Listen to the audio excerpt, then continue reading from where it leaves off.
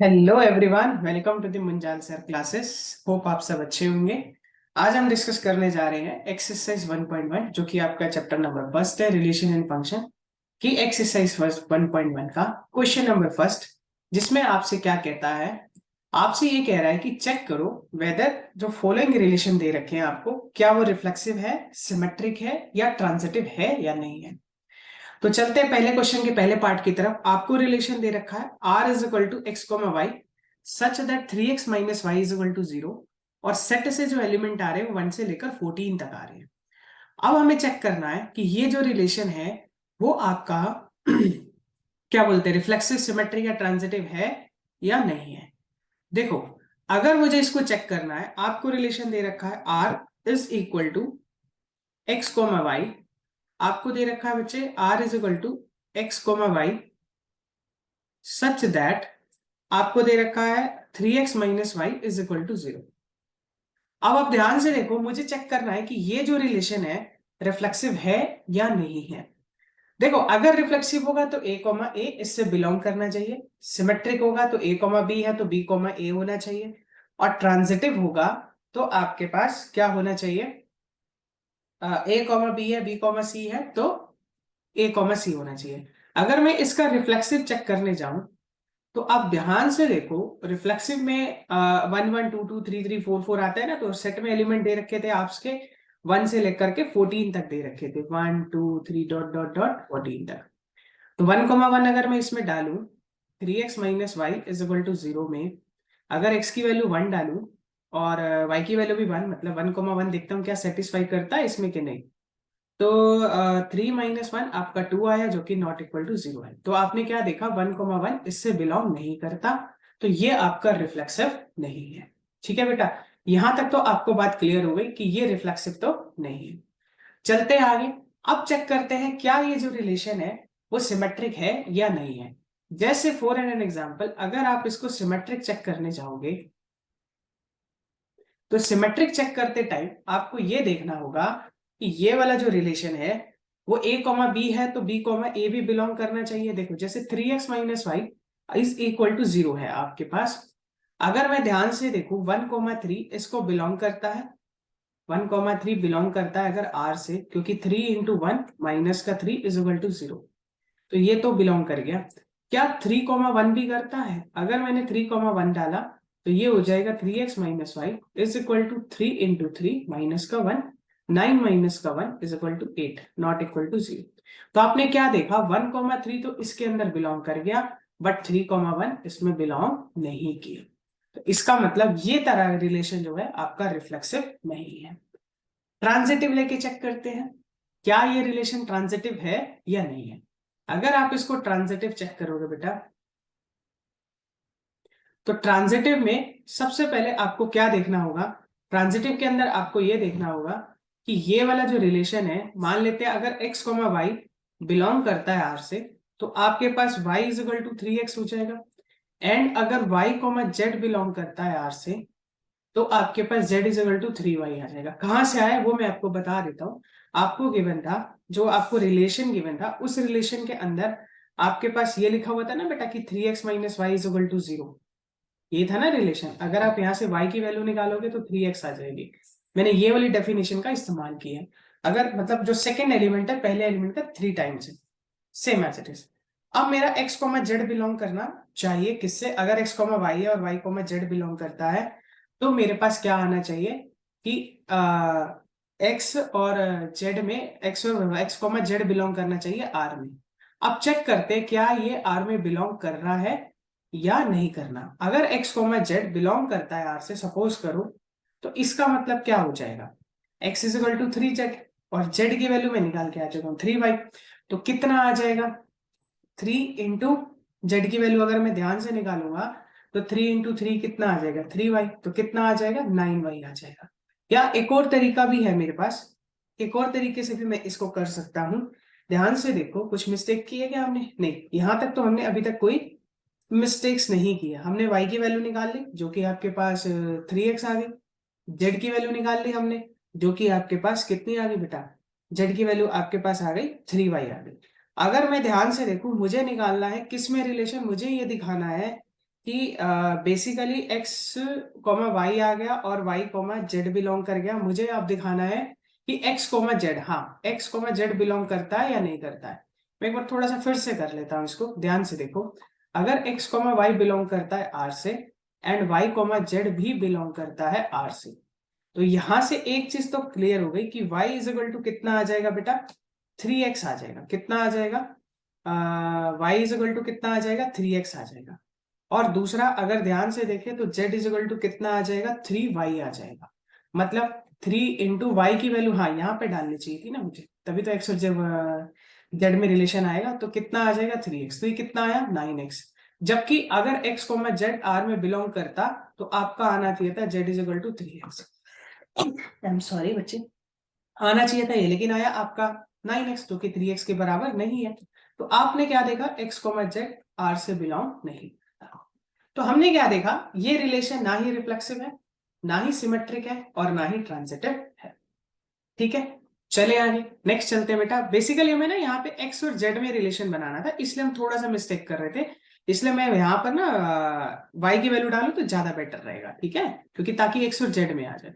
Clear है, next चलते हैं सेकेंड पार्ट की तरफ। सेकेंड पार्ट में अगर हम ध्यान से देखेंगे तो सेकेंड पार्ट में आपका चलता है कि y is equal to X plus 5, natural number पे चल रहा है और x इज लेस देन 4। अब आप ध्यान से देखो, x जो है लेस देन 4 है और आपसे कह रहा है कि चेक करो कि ये वाला रिलेशन जो है क्या है, रिफ्लेक्सिव है, सिमेट्रिक है, ट्रांजिटिव है। अगर आप ध्यान से देखोगे सेकेंड पार्ट के अंदर तो x, और पहली बात कह रहा है x less than 4, natural number में 1, 2, 3 ले सकते हो। y इज इक्वल टू क्या दे रहा है, x प्लस 5।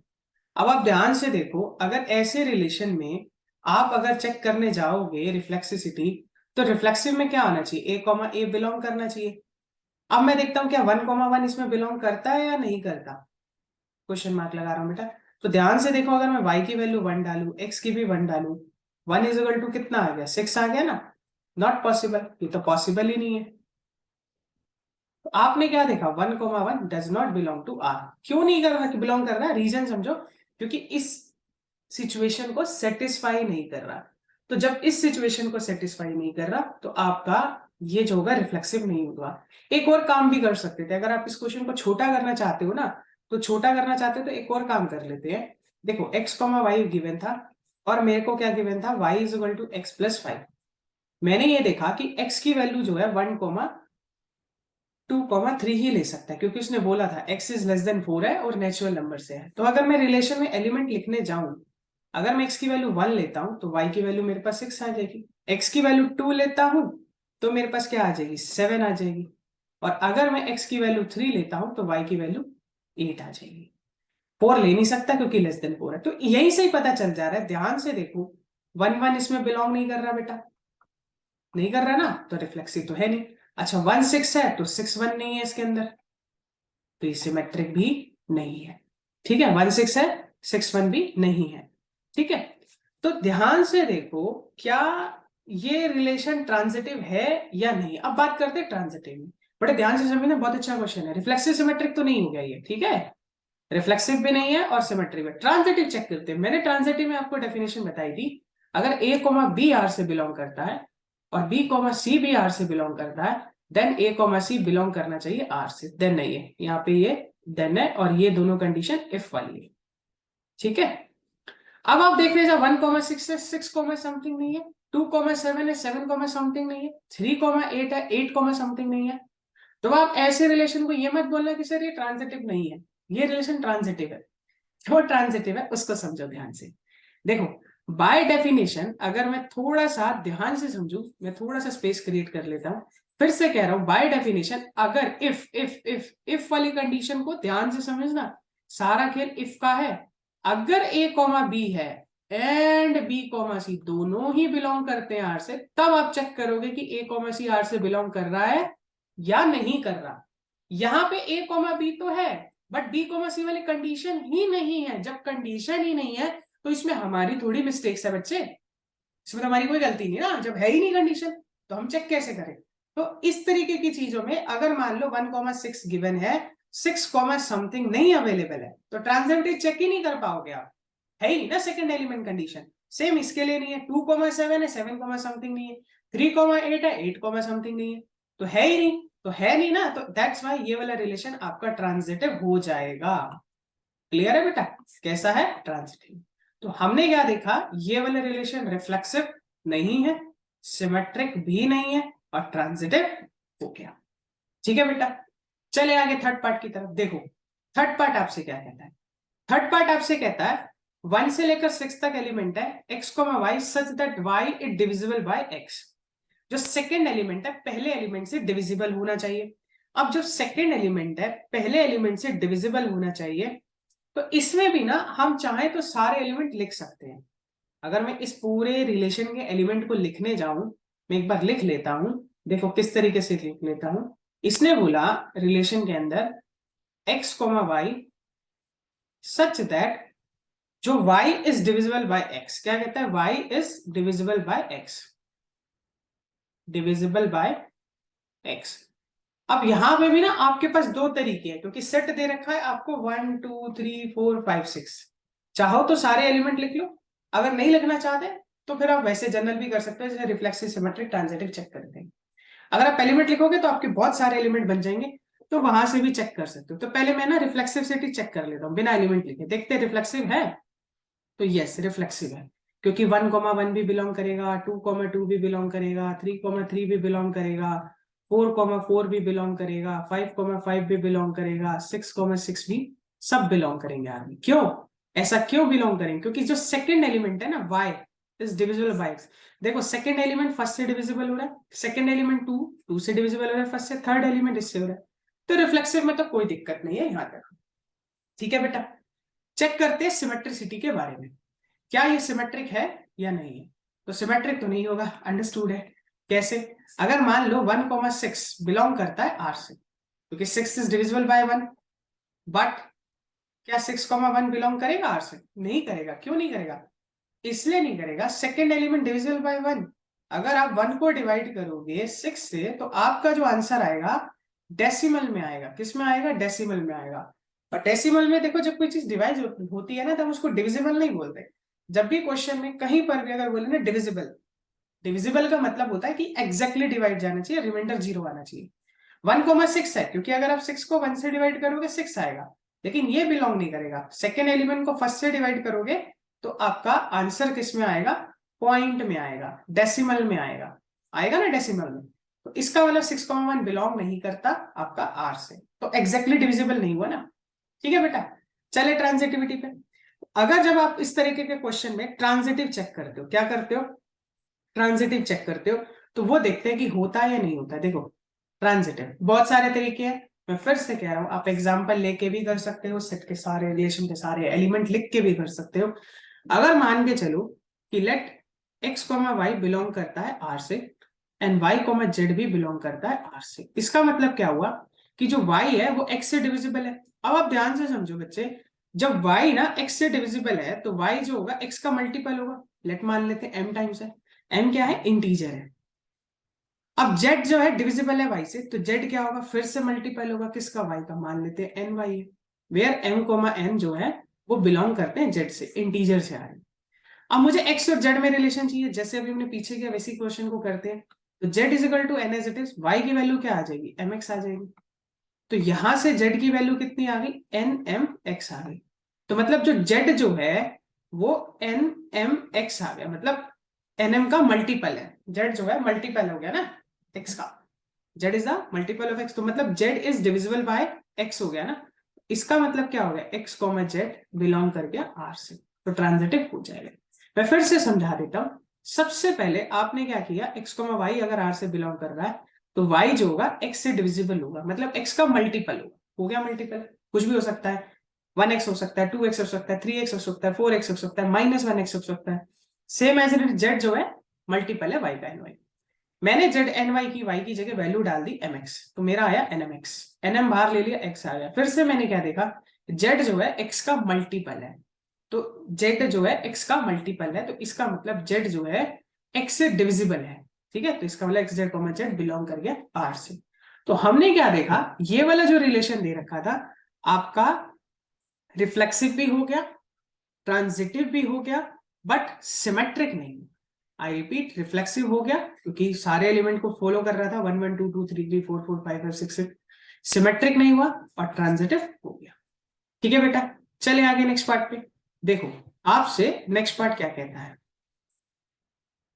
नेक्स्ट पार्ट में जब हम चलते हैं, क्वेश्चन नंबर 4 पार्ट कहता है x minus Y is an integer. x जो सारे एलिमेंट है वो कहां से आ रहे हैं, जेड से आ रहे हैं, set of all integer. x minus Y is integer, तो ये बहुत आसान है, बहुत आसान है, इसमें तो कुछ है भी नहीं आपके पास। आप बहुत सारे एलिमेंट को उठा के देख लो, दुनिया भर के एग्जाम्पल है, तो ये वाला जो क्वेश्चन है वो आपका रिफ्लेक्सिव तो हो ही जाएगा ना बेटा। क्यों हो जाएगा रिफ्लेक्सिव, ध्यान से देखो। वो कह रहा है x माइनस वाई जो है इंटीजर होना चाहिए, मतलब जो x माइनस वाई का एलिमेंट है बिलोंग करना चाहिए ना जेड से। तो x x तो बिलोंग करेगा ना जेड से, क्यों करेगा, क्योंकि x माइनस एक्स कितना आता है, जीरो, जीरो बिलोंग करता है जेड से, तो x x बिलोंग कर गया, रिफ्लेक्सिव हो गया for all element, for all x belonging to Z, Z से ही आ रहे हैं। सॉरी यहाँ पे आर आएगा बेटा, फाइव मिस्टेक्स हो गया। x x आर से बिलोंग करता है और x माइनस एक्स जीरो है जो कि जेड से बिलोंग करता है, फोर, तो रिफ्लेक्सिव तो हो गया। सिमेट्रिक चेक करते हैं, सिमेट्रिक में देखते हैं क्या फॉलो करेगा, बिल्कुल फॉलो करेगा। अगर आप दो नंबर का सब्ट्रैक्शन निकालो, अगर इफ मान के चलो a b बिलोंग करता है r से, इफ, तो इसका मतलब क्या हो गया, a minus B is an integer, है ना। तो मुझे एक बात बताओ, माइनस टाइम्स लूंगा b माइनस ए, क्या ये इंटीजर नहीं होगा, इज ऑल्सो एन इंटीजर ना। अच्छा, अगर मैं इसमें माइनस से मल्टीप्लाई कर दूं तो भी तो b माइनस ए भी तो इंटीजर होगा, इज एन इंटीजर। इसका मतलब क्या हो गया कि b a बिलोंग कर गया r से। मैं फिर से कह रहा हूं, अगर x a minus B integer है तो b माइनस ए भी तो इंटीजर होगा।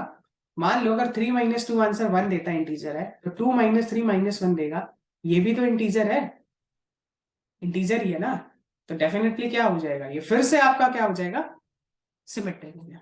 चले ट्रांजिटिविटी चेक करते हैं। ट्रांजिटिविटी चेक करने के लिए आपको 3 लेना पड़ेगा। देखो ट्रांजिटिव में क्या करते हैं, अगर मान के चलो a b बिलोंग करता है r से एंड b c बिलोंग करता है r से, इफ है, तो इसका मतलब क्या हो गया, a minus B is an integer, ठीक है, ये तो इंटीजर होगा, एंड b माइनस सी भी इंटीजर होगा, इज एन इंटीजर। आप मुझे एक बात बताओ, अगर a माइनस बी इंटीजर है, b माइनस सी इंटीजर है, तो क्या दोनों का सम इंटीजर नहीं होगा बच्चे, दोनों का सम भी तो इंटीजर होगा ना, सीधी सी बात है। तो इसका मतलब क्या हो गया कि a minus B plus b minus C is also an integer. Reason लिख देंगे, क्योंकि the sum of two integer is an integer.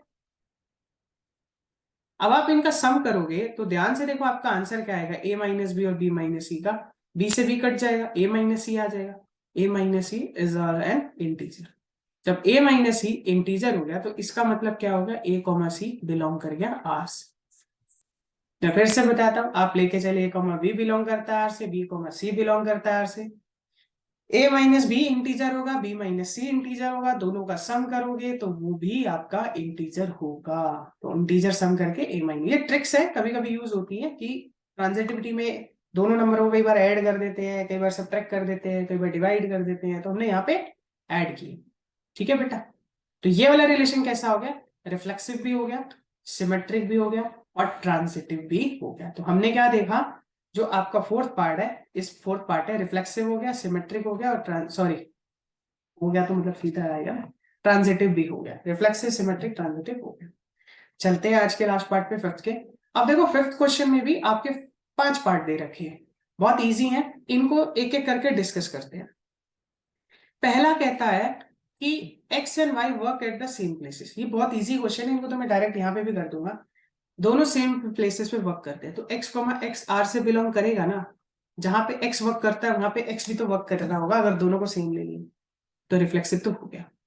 Symmetric में अगर x y बिलोंग करता है r से, जहां पर x एंड y साथ में वर्क करते हैं वहां पे y एंड x भी तो साथ में वर्क करते होंगे। मान लो अगर दो लोग हैं, x and y work at same places, तो मैं इसको ये नहीं बोल सकता y and x also work at same places, तो y x भी बिलोंग कर गया r से। ठीक है ना, सीधी सी बात है, क्लियर है।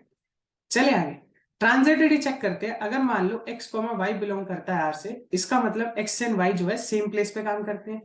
y z बिलोंग करता है r से, इसका मतलब y एंड z दोनों सेम प्लेस पे काम करते हैं। देखो x and y work at same places, ठीक है, सेम प्लेस। यहां पे भी Y and comma Z, Y and Z, sorry comma नहीं लगाते, वाई एंड जेड, ठीक है, वर्क एट सेम प्लेसेस, ठीक है, Y and Z work same places.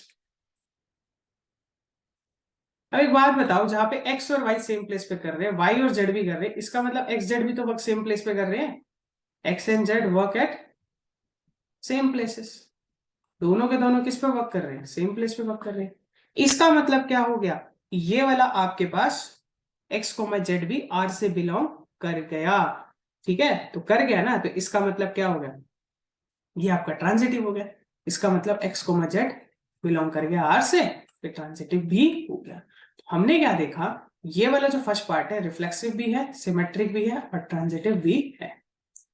Same यही कॉन्सेप्ट बिल्कुल as it is B part में, मैं इसलिए बी पार्ट को स्किप कर रहा हूं। अब वर्क प्लेस की जगह क्या लिखा है, लोकेलिटी, एक ही तो बात है भैया, सेम प्लेस पे वर्क कर रहे हैं या सेम जगह पे रह रहे हैं, तो एक्स को मैं वाई एक्स ले गए, मैं फिर भी बता देता हूँ, जहां पे एक्स रहेगा वहां पे भी एक्स भी रहेगा, जहां एक्स को मैं वाई रहता होगा तो वहां पे वाई को मैं एक्स भी तो रहेगा, Y and X, so simple, symmetry हो गया। जहां पे X comma Y and Y comma Z होगा, मतलब जहां पे एक्स एंड वाई रहते हैं जिस लोकेलिटी में, एंड वाई एंड जेड से जिस लोकेलिटी में रहते हैं, तो वहां पे एक्स जेड भी तो रहेंगे, तीन लोग हैं तो, ठीक है, इस तरीके से। तो ये सिमेट्रिक, ट्रांजिटिव, रिफ्लेक्सिव सब हो गया, क्लियर है। चले आगे, नेक्स्ट चलते हैं सी पार्ट की तरफ। सी पार्ट कहता है X is exactly 7 centimetre taller than Y. जो क्या कहता है, एग्जैक्टली 7 सेंटीमीटर टॉलर है, किससे, वाई से।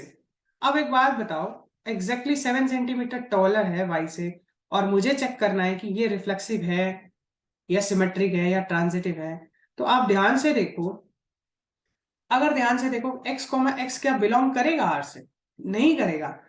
क्या एक पर्सन अपने पर्सन का 7 सेंटीमीटर टॉलर हो सकता है, कभी नहीं हो सकता ना। Nobody can be taller than, है ना, taller than on self, one self, अपने से नहीं हो सकता, कभी नहीं हो सकता, तो नहीं करेगा। अच्छा चलो एक और बात बताओ, सिमेट्रिक चेक करते हैं। अगर एक्स कोमा वाई बिलोंग करता है आर से, है ना, एक्स कोमा वाई बिलोंग करता है वाई से, तो इसका मतलब क्या हुआ, पहला एलिमेंट 7 सेंटीमीटर टॉलर है, X is 7 centimetre taller than Y, ठीक है भाई, वाई से 7 ज्यादा है। एक बात बताओ, जब एक्स 7 सेंटीमीटर टॉलर है तो क्या वाई भी 7 सेंटीमीटर टॉलर होगा उससे, हो ही नहीं सकता ना, सवाल ही नहीं उठता। मान लो एक पर्सन की हाइट 140 सेंटीमीटर है, दूसरे पर्सन की हाइट 147 सेंटीमीटर है, अगर ये इससे 7 ज्यादा है तो क्या ये भी 7 ज्यादा होगा, नहीं है ना पॉसिबल, तो y कॉमा एक्स इससे बिलोंग नहीं करेगा, ठीक है। चलते हैं आगे, बात करते हैं ट्रांजिटिविटी की तरफ। अगर ट्रांजिटिविटी में मैं ध्यान से देखूं, ट्रांजिटिव भी बड़ी आसान है, ट्रांजिटिव भी नहीं होगा ये। अगर x कॉमा वाई बिलोंग करता है r से एंड y कॉमा जेड भी बिलोंग करता है r से, अब ध्यान से देखो, x इज 7 सेंटीमीटर टॉलर है, मतलब x जो है y से ज्यादा है, तो इसका मतलब x y प्लस 7 है, भाई ये पहले से ज्यादा है, इसको 7 दे देते हैं। यहां पर y किसके बराबर है, z प्लस 7 के बराबर है, ठीक है जी। y किसके बराबर हो जाएगा, z प्लस 7 के बराबर हो जाएगा, ठीक है। अब x और y में मुझे रिलेशन निकालना है, ठीक है ना। देखो x को y अगर बिलोंग करता है तो x 7 सेंटीमीटर टॉलर है, y प्लस 7, y कितना इस तरह टॉलर है। अगर मैं यहाँ पे y की वैल्यू डाल दूं, या सपोज करो मैं यहाँ पे किसकी वैल्यू डाल दूं, मुझे रिलेशन निकालना है, अगर x y बिलोंग करता है, y z बिलोंग करता है, तो x z, मुझे x और z में रिलेशन चाहिए। अगर मैं यहाँ पर y की वैल्यू डाल दूं तो यहाँ से क्या आ जाएगा, z प्लस 7, तो ये आ जाएगा, ये z प्लस 14 आ जाएगा ना बेटा, मैंने ये वाली वैल्यू डाली। अब मुझे बताओ, क्या मेरे पास आया x is equal to Z plus 14, तो क्या x 7 सेंटीमीटर टॉलर है इससे, नहीं, 14 सेंटीमीटर टॉलर है ना, 14 ज्यादा हो गया ना। तो मैंने क्या देखा कि x इज इक्वल टू मेरे पास आया z प्लस 14, तो इसका मतलब x कोमा जेड नहीं बिलोंग करता r से। क्यों नहीं करता, क्योंकि अगर x कोमा जेड बिलोंग, मैं थोड़ा सा स्पेस क्रिएट करता हूं यहाँ पे, इसलिए नहीं करता बेटा, क्योंकि अगर x कोमा जेड r से बिलोंग कर रहा होता, मान लो अगर x कोमा जेड r से बिलोंग कर रहा होता, तो x की वैल्यू क्या आती, z प्लस 7 आती ना, बट मेरे पास आई कितनी, 14, तो इसका मतलब x कोमा जेड बिलोंग नहीं करता r से, तो ये ट्रांजिटिव नहीं होगा। तो हमने क्या देखा, ये वाला जो रिलेशन दे रखा है, ना ही रिफ्लेक्सिव है, ना ही सिमेट्रिक है, और ना ही ट्रांजिटिव।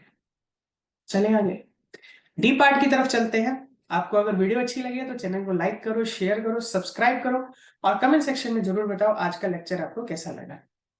डी पार्ट में चलते हैं, मैं बहुत इजीली चल रहा हूँ और बहुत छोटे छोटे तरीकों से करा रहा हूँ, बहुत शॉर्ट ट्रिक से और सिंपल वे में करा रहा हूँ, और साथ के साथ एक एक एग्जाम्पल लेके भी समझा रहा हूँ। नेक्स्ट देखो डी पार्ट क्या कहता है, X is an wife of Y. क्या एक्स को एक्स बिलोंग करेगा आर से? नहीं करेगा। क्या कोई खुद का वाइफ हो सकता है? नहीं हो सकते ना, बिलोंग नहीं करेगा। तो रिफ्लेक्सिव तो दूर दूर तक नहीं हुआ। सिमेट्रिक चेक करते हैं। अगर एक्स को वाई बिलोंग करता है आर से, मतलब अगर एक्स जो है, X is wife of Y है, तो क्या वाई भी एक्स की वाइफ होगी? अगर एक्स वाइफ है वाई की, तो वाई भी क्या एक्स की वाइफ होगी? नहीं होगी ना, बिलोंग ही नहीं करेगा। तो वाई को X does not belong to R. ठीक है, समझ में आ गई बात? तो इस तरीके से बिल्कुल नहीं करेगा, है ना। बात करते हैं ट्रांजिटिव पे। सिमेट्रिक नहीं हुआ, ट्रांजिटिव चेक कर लेते हैं। अगर एक्स को वाई बिलोंग करता है आर से, तो मतलब X is wife of Y. X जो है वाइफ है किसकी? इसकी ना। ठीक है जी। और दूसरा देखते हैं, वाई कोमा जेड बिलोंग करता है आर से। Y is wife of Z. अब मुझे एक बात बताओ, ट्रांजिटिव तो बहुत दूर दूर की बात है। एक्स को वाई तो पॉसिबल है, यही नहीं ले पा रहे आप, दूसरा केस ही नहीं ले पा रहे। एक पर्सन, अगर एक्स वाइफ है वाई की, तो वाई हस्बैंड है ना एक्स का। जब वाई हस्बैंड है एक्स का, तो वाई को मैं जेड भी बिलोंग नहीं कर सकता। क्या वाई वाइफ हो सकती है जेड की? सवाल ही नहीं उठता। देखो कैसे, अगर एक्स को वाई बिलोंग करता है आर से, तो एक्स जो है वाई की वाइफ है, तो इसका मतलब वाई उसका हस्बैंड है। तो वाई को मैं जेड बिलोंग करेगा? क्या वाई वाइफ होगा इसका? हो ही नहीं सकता ना, पॉसिबल ही नहीं है, वो तो मेल है क्योंकि। तो अगर आप ध्यान से देखो, एक्स को मैं वाई बिलोंग कर गया आर से, वाई को मैं जेड डज नॉट बिलोंग करता है आर से। मतलब आप डेफिनेशन ही नहीं फॉलो कर पा रहे, बहुत दूर की बात है ट्रांजिटिव चेक करना। क्या मतलब है इसका? मतलब अगर ए कोमा बी बिलोंग करता है आर से, एंड बेटा ध्यान से समझना, बी कोमा सी बिलोंग करता है आर से, देन आपका ए कोमा सी बिलोंग करना चाहिए ना आर से। यहां पर क्या हुआ कि ए कोमा सी बिलोंग करता है आर से, ये वाला केस तो आप ले ही नहीं पा रहे। तो इसको कहां से चेक करोगे? जरूरत ही नहीं पड़ेगी इसको चेक करने की। दो कंडीशन ही सेटिस्फाई नहीं कर पा रहे आप ट्रांजिटिविटी की, चेक तो बहुत दूर से का जाके करोगे। तो इसलिए आई होप कि आपको क्लियर होगा कि मैं क्या कहना चाह रहा हूं। देखो ए कोमा बी आर से बिलोंग करता है, बी कोमा सी आर से बिलोंग का होना चाहिए, बट बी कोमा सी ही नहीं हो पा रहा। अगर एक्स कोमा वाई है, बिलोंग कर रहा है आर से, एक्स वाइफ है वाई की, मतलब वाई उसका हस्बैंड है, तो वाई कोमा जेड बिलोंग कर रहा है आर से, पॉसिबल ही नहीं है। वाई मेल है, वाई वाइफ कैसे हो सकती है जेड की? ये वाली कंडीशन, ये वाली कंडीशन ही नहीं बनी, तो इसको तो चेक दूर दूर तक कैसे करूंगा? कहानी हो गई खत्म। ना रिफ्लेक्सिव, ना सिमेट्रिक, ना ट्रांजिटिव। चलते हैं आज के लास्ट पार्ट की तरफ। X is an father of Y. अब ध्यान से समझो, एक्स जो है वाई का फादर है, X is an father of Y. अब एक बात बताओ, क्या कोई खुद का फादर हो सकता है? नहीं हो सकता ना। तो एक्स तो बिलोंग कर, सेम ये क्वेश्चन है बेटा, X comma X does not belong to R. करेगा ही नहीं ना, फॉल्स है, कोई खुद का फादर नहीं हो सकता। अच्छा ध्यान से देखो, अगर एक्स कॉमा वाई बिलोंग करता है आर से, सिमेट्रिक चेक कर रहा हूं, तो X is father, X is an father of Y. X क्या है? फादर है किसका? वाई का। तो मुझे एक बात बता, अगर एक्स वाई का फादर है, तो क्या वाई भी एक्स का फादर होगा? मतलब एक्स अगर वाई का फादर है, मतलब वाई उसका बेटा है एक्स का, तो वाई फादर बन जाएगा, बाप बन जाएगा? बेटा कभी नहीं बनेगा ना। X is an father of Y, तो Y is an father of X? नहीं, कभी नहीं बनेगा, does not belong to are.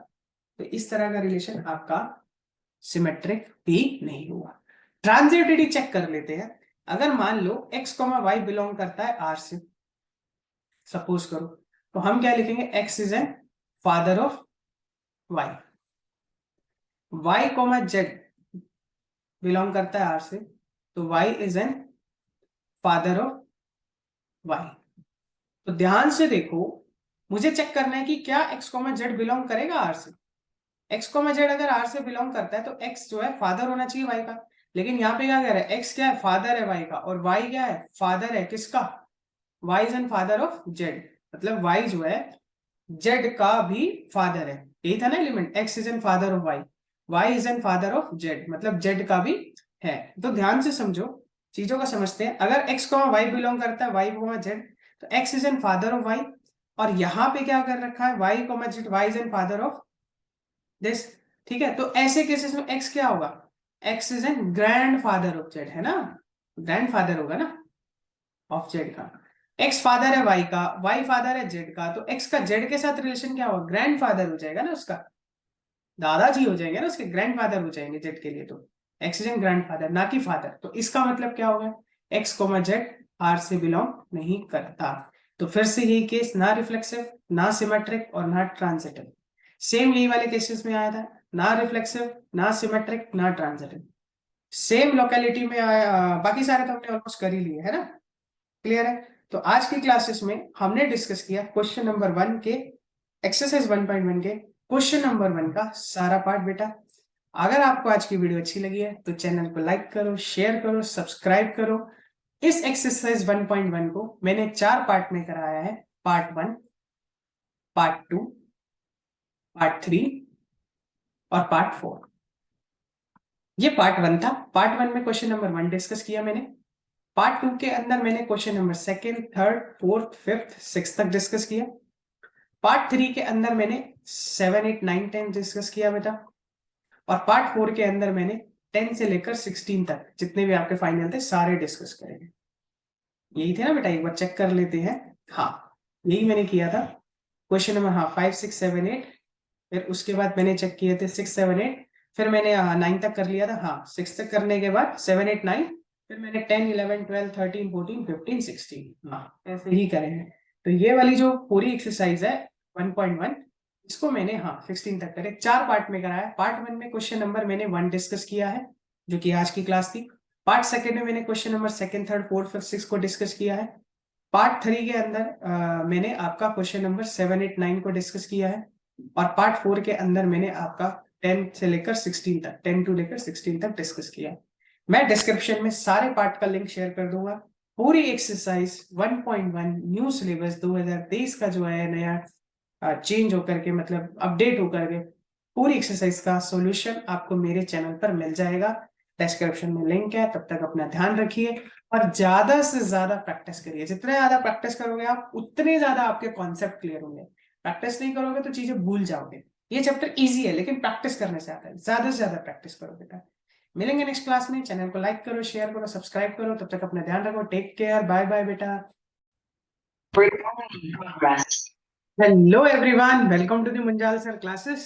आज हम डिस्कस करने जा रहे हैं आपका चैप्टर नंबर 1, जो कि रिलेशन इन फंक्शन है, कि एक्सरसाइज 1.1 को, जो कि एक्सरसाइज 1.1 का क्वेश्चन नंबर 1 मैंने अपने प्रीवियस वीडियो में ऑलरेडी डिस्कस कर चुका हूं। आज मैं डिस्कस करूंगा question number 2nd, 3rd, 4th, 5th और 6th को डिस्कस करते हैं। तो चलते हैं अपने क्वेश्चन नंबर 2nd की तरफ। तो क्वेश्चन नंबर 2 आपसे क्या कहता है, क्वेश्चन नंबर 2 आपसे ये कहता है कि चेक करो, शो दैट जो रिलेशन आपके पास दे रखा है कि वो neither symmetric nor reflexive nor ही ट्रांजिटिव है। ना ही रिफ्लेक्सिव है, ना ही सिमेट्रिक है, ना ही ट्रांजिटिव है। अब ध्यान से देखो, इस तरह का जो रिलेशन है वो ना ही रिफ्लेक्सिव है, ना ही सिमेट्रिक है, ना ही ट्रांजिटिव है। इस तरह के रिलेशन को हम किस तरीके से सॉल्व करते हैं। देखो, आपको दे रखा है a less than equal to b का स्क्वायर। अगर मैं रिफ्लेक्सिविटी शो करने जाऊं, रिफ्लेक्सिव है या नहीं है, तो ध्यान से देखो, रिफ्लेक्सिव के लिए होना चाहिए a कॉमा ए आर से बिलोंग करना चाहिए। अगर आप यहाँ पे फ्रैक्शन नहीं लेते, इंटीजर लेते हो, तो 2 is less than equal to 2 का स्क्वायर ट्रू है। लेकिन जैसे ही आपने फ्रैक्शन लिया ना, लेट करते हैं a की value 1/2, 1/2 is less than equal to 1/2 का स्क्वायर। क्या ये पॉसिबल है बच्चे?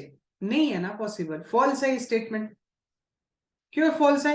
क्योंकि यहां पे आप ध्यान से देखो कि ये तो आएगा 1/2 लेस देन इक्वल टू 1/8। क्या 1/2 छोटा है 1/8 से? नहीं, जबकि 1/8 छोटा था 1/2 से। तो ये स्टेटमेंट फॉल्स हो गई। तो हम यहाँ पे ये कह सकते हैं ना कि 1/2 1/2 does not belongs to R. That's why जो आपका रिलेशन है वो रिफ्लेक्सिव नहीं है। क्लियर है बेटा? चेक करते हैं सिमेट्रिसिटी को। सिमेट्रिसिटी में जब हम चेक करने जाते हैं, सिमेट्रिक चेक करना बहुत इजी है। अगर आप इसका सिमेट्रिक चेक करोगे, अगर लेट मान लेते हैं a की वैल्यू 1, b की वैल्यू 2 ले लेते हैं, तो ध्यान से देखो 1 is less than equal to 2 का स्क्वायर ट्रू है। बट अगर आप ध्यान से देखो 2 is less than equal to 1 का स्क्वायर, क्या ये पॉसिबल है? नहीं, ये पॉसिबल नहीं है, ये चीज फॉल्स है। क्योंकि ये आएगा 2 less than equal to 1, possible नहीं है ना। तो आपने क्या देखा, 1,2 तो बिलोंग कर गया सर आर से, बट 2,1 हमारा आर से बिलोंग नहीं किया।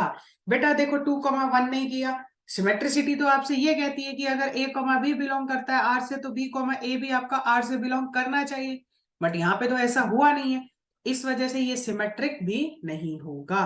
चले बेटा ट्रांजिटिविटी पे, तो ट्रांजिटिव जब आप इसका चेक करने जाओगे तो ट्रांजिटिव में बेटा एक चीज का हमेशा ध्यान रखना, अगर आप इंटीजर में जाओगे तो ट्रांजिटिव हो जाएगा। आप ऐसा करो, या तो नेगेटिव नंबर इंट्रोड्यूस करो या कोई दूसरा नंबर लेके चलो। हाँ अगर आप इंटीजर में भी जाओगे तो कुछ केसेस में नहीं होगा ये, तो इसलिए एक एग्जांपल दे रहा हूं, इसको याद कर लो क्योंकि ये आपका क्वेश्चन नंबर 2 में भी यूज होगा और 5th में भी होगा।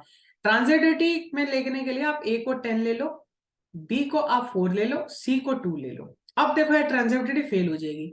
एग्जाम में इस तरह का एग्जाम्पल सोचना थोड़ा सा टिपिकल्ट है, इसलिए क्वेश्चन नंबर 2 और 5th में अगर आप ये ट्रांजिटिव का एग्जाम्पल याद कर लोगे ना तो आपके लिए बहुत हेल्पफुल रहेगा। देखो बेटा चलते हैं इसकी तरफ। अगर a की वैल्यू 10 लेते हैं तो ध्यान से देखो, 10 is less than equal to 4 का स्क्वायर, ठीक है जी, ट्रू है क्योंकि 16 आता है। 4 is less than equal to 2 का स्क्वायर, ये भी ट्रू है क्योंकि एटलीस्ट इक्वल टू तो आ ही गया, इनइक्वलिटी में एक भी होल्ड हो जाए तो होल्ड हो जाता है। अब ध्यान से देखो 10 is less than equal to 2 का स्क्वायर मतलब 4, क्या ये ट्रू है? ये तो ट्रू नहीं है ना, ये तो फॉल्स है।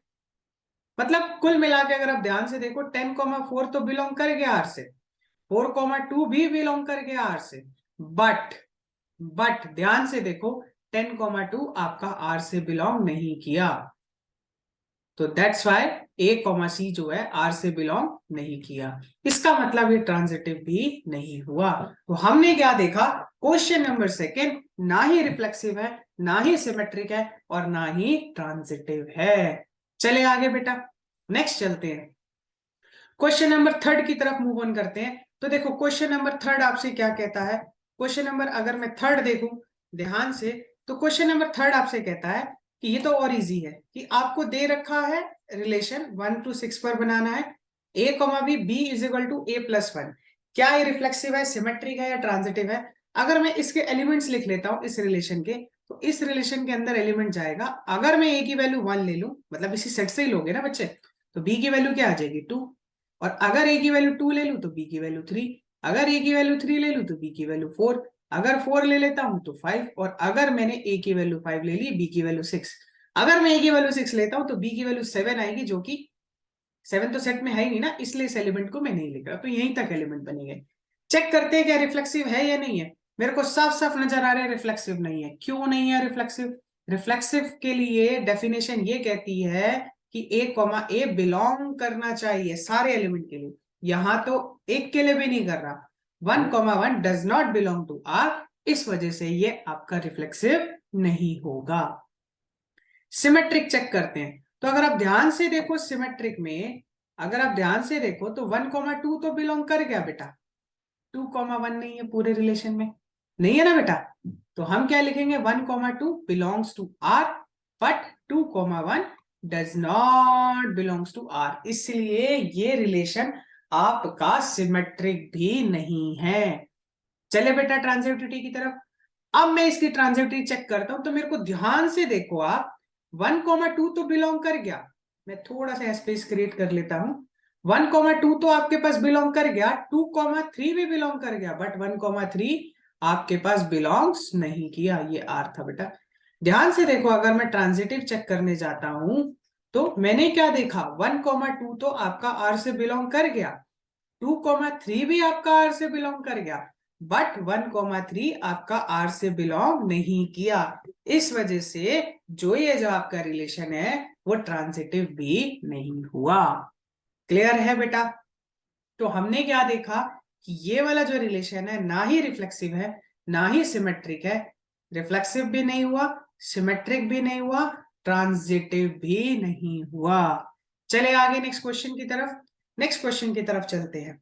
क्वेश्चन नंबर 4th आपसे क्या कहता है, a less than equal to B relation है, तो क्या दे रखा है a less than equal to B. Check करें रिफ्लेक्सिव के बारे में, तो ध्यान से देखो बेटा, अगर मैं इसकी रिफ्लेक्सिव चेक करने जाऊंगा तो a is less than equal to a, hold होता है दुनिया का कोई भी नंबर ले लो, for all a belonging to R real number से, तो ए कॉमा ए बिलोंग कर जाएगा आर से, इसलिए रिफ्लेक्सिव तो हो जाएगा। ठीक है, कोई भी ले लो, 2 ले लो, 3 ले लो, 4 ले लो। सिमेट्रिक चेक करते हैं।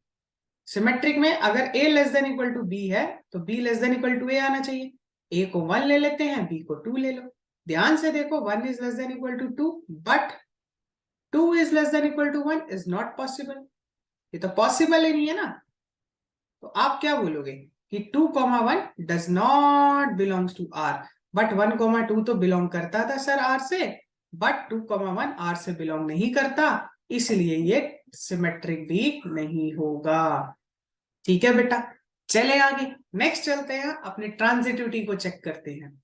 ट्रांजिटिव होगा या नहीं होगा। अगर मैं इसका ट्रांजिटिव चेक करने जाऊं तो ध्यान से देखो, अगर कोई भी number a less than equal to b है and b less than equal to c है, then a less than equal to c होगा, होगा फॉर ऑल नंबर्स के लिए होगा। देखो, अगर 2 लेस देन इक्वल टू 3 है, 3 लेस देन इक्वल टू 4 है, then 2 less than equal to 4 होता है ना बेटा। तो 2 लेस देन इक्वल टू 4 तो होता ही है ना, ऑब्वियस सी बात है। तो ये सारे नंबर के लिए होल्ड कर जाएगा, तो इस वजह से ये ट्रांजिटिव हो जाएगा। ठीक है बेटा, तो हमने क्या देखा कि ये जो रिलेशन है रिफ्लेक्सिव है, ट्रांजिटिव भी है, बट सिमेट्रिक नहीं है। चलते हैं क्वेश्चन नंबर 5 की तरफ। वेरी इंपॉर्टेंट क्वेश्चन है, a is less than equal to B cube. बिल्कुल ऐसे ही करूंगा जैसे मैंने a less than equal to B square किया था। तो देखो ध्यान से, अगर मैं रिफ्लेक्सिव दिखाऊं इसका, फिर से मैं कह रहा हूं इंटीजर के लिए होल्ड कर जाएगा, फ्रैक्शन के लिए नहीं करेगा। 1/2 is less than equal to 1/2 का cube. 1/2 is less than equal to 1/8। क्या ये पॉसिबल है? नहीं है बेटा पॉसिबल। तो अगर मैं ध्यान से देखूं 1/8, तो ये तो फॉल्स है ना, ये तो इधर आना चाहिए था। ठीक है ना, 1/2 उधर होना चाहिए। 1/8 छोटा है ना 1/2 से, 1/8 बड़ा थोड़ी है 1/2 से। तो हम क्या बोलेंगे कि 1/2 1/2 does not belongs to R, R से बिलोंग नहीं करता, इसलिए ये आपका रिफ्लेक्सिव नहीं है। ठीक है बेटा, चले आगे सिमेट्रिसिटी चेक करते हैं। सिमेट्रिक के लिए क्या होता है कि अगर a कॉमा बी बिलोंग करता है r से, तो b कॉमा ए भी बिलोंग करना चाहिए। अब ध्यान से देखो, अगर मैं a की वैल्यू 1 ले लेता हूं, b की 2 ले लेता हूं। 1 is less than equal to 2 का क्यूब, बिल्कुल सही बात है जी, होता है। 2 is less than equal to 1 का क्यूब, 1 का क्यूब 1। नहीं जी, ये तो फॉल्स है, ये तो पॉसिबल नहीं है ना, नॉट पॉसिबल। तो हमने क्या देखा बेटा कि हमने ये देखा कि 1,2 तो सर बिलोंग कर गया आर से, बट 2,1 आपका आर से बिलोंग नहीं किया। जब 2,1 आपका आर से बिलोंग नहीं किया, इसका मतलब सिमेट्रिक नहीं है। चले आगे बेटा, नेक्स्ट चेक चलते हैं अपने ट्रांजिटिव को चेक करने के लिए। अब ध्यान से देखो, ट्रांजिटिव में मैं बिल्कुल सेम एग्जांपल उठा रहा हूं जो क्वेश्चन नंबर मैंने सेकंड में उठाया। ए को 10 ले लेता हूं, बी को मैं 4 ले लेता हूं, सी को 2 ले लेता हूं।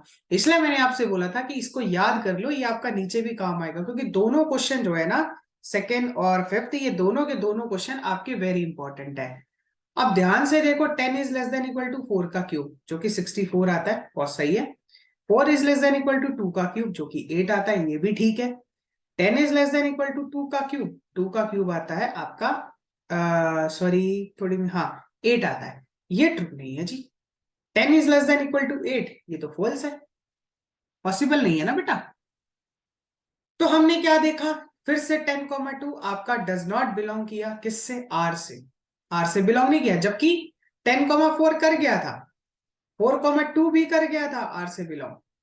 ठीक है, बट 10,2 आपका आर से बिलोंग नहीं किया, इसलिए ये रिलेशन ट्रांजिटिव नहीं होगा, मतलब इक्विवेलेंस भी नहीं होगा। इक्विवेलेंस के लिए तीनों होना चाहिए ना, तो ट्रांजिटिव भी नहीं होगा। तो हमने क्या देखा, इस तरह का जो क्वेश्चन है, अगर रियल नंबर के ऊपर चल रहे हो तो रिफ्लेक्सिव भी नहीं होता, सिमेट्रिक भी नहीं होता, ट्रांजिटिव भी नहीं होता। सेम यही question A less than equal to B square, अगर रियल नंबर के ऊपर बात कर रहे हो तो रिफ्लेक्सिव भी नहीं होता, सिमेट्रिक भी नहीं होता, ट्रांजिटिव भी नहीं होता। दोनों के दोनों क्वेश्चन जो थे बेटा वेरी इंपॉर्टेंट।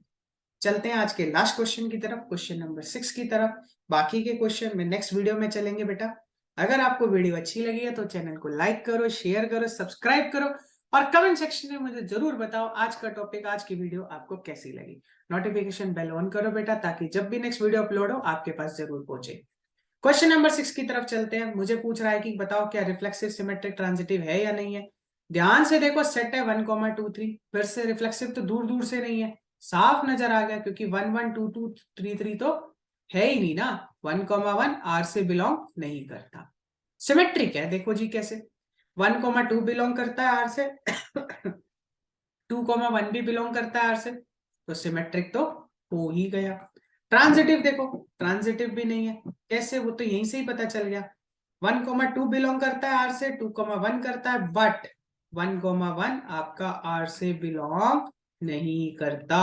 तो ये रिलेशन आपका सिमेट्रिक हो गया, रिफ्लेक्सिव नहीं हुआ और ट्रांजिटिव भी नहीं हुआ। ये तो बहुत इजी था क्योंकि बना बनाया था इसमें। ठीक है, क्लियर है बेटा। आज की वीडियो में हमने डिस्कस किया एक्सरसाइज 1.1 का question number 2nd, 3rd, 4th, 5th और 6th। क्वेश्चन नंबर 2nd और 5th बेटा वेरी इंपॉर्टेंट है और दोनों के दोनों क्वेश्चन बोर्ड में आ चुके हैं। ठीक है बेटा, नेक्स्ट वीडियो में एक नेक्स्ट टॉपिक के साथ मिलेंगे। चैनल को लाइक करो, शेयर करो, सब्सक्राइब करो बेटा। तब तक अपना ध्यान रखो।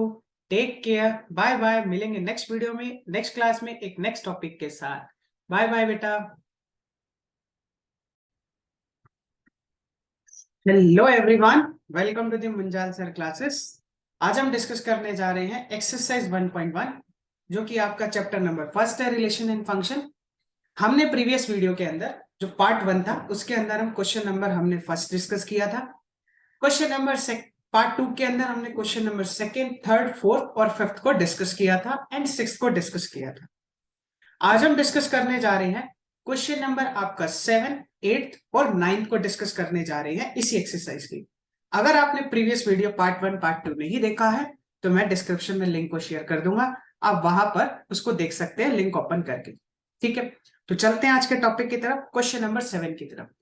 क्वेश्चन नंबर 7 आपसे ये कहता है कि अगर हम ध्यान से देखें तो कहता है show that the relation in the set of all the books in the library of the college R is equal to x, y such that x and y have the same number of pages is an equivalence relation.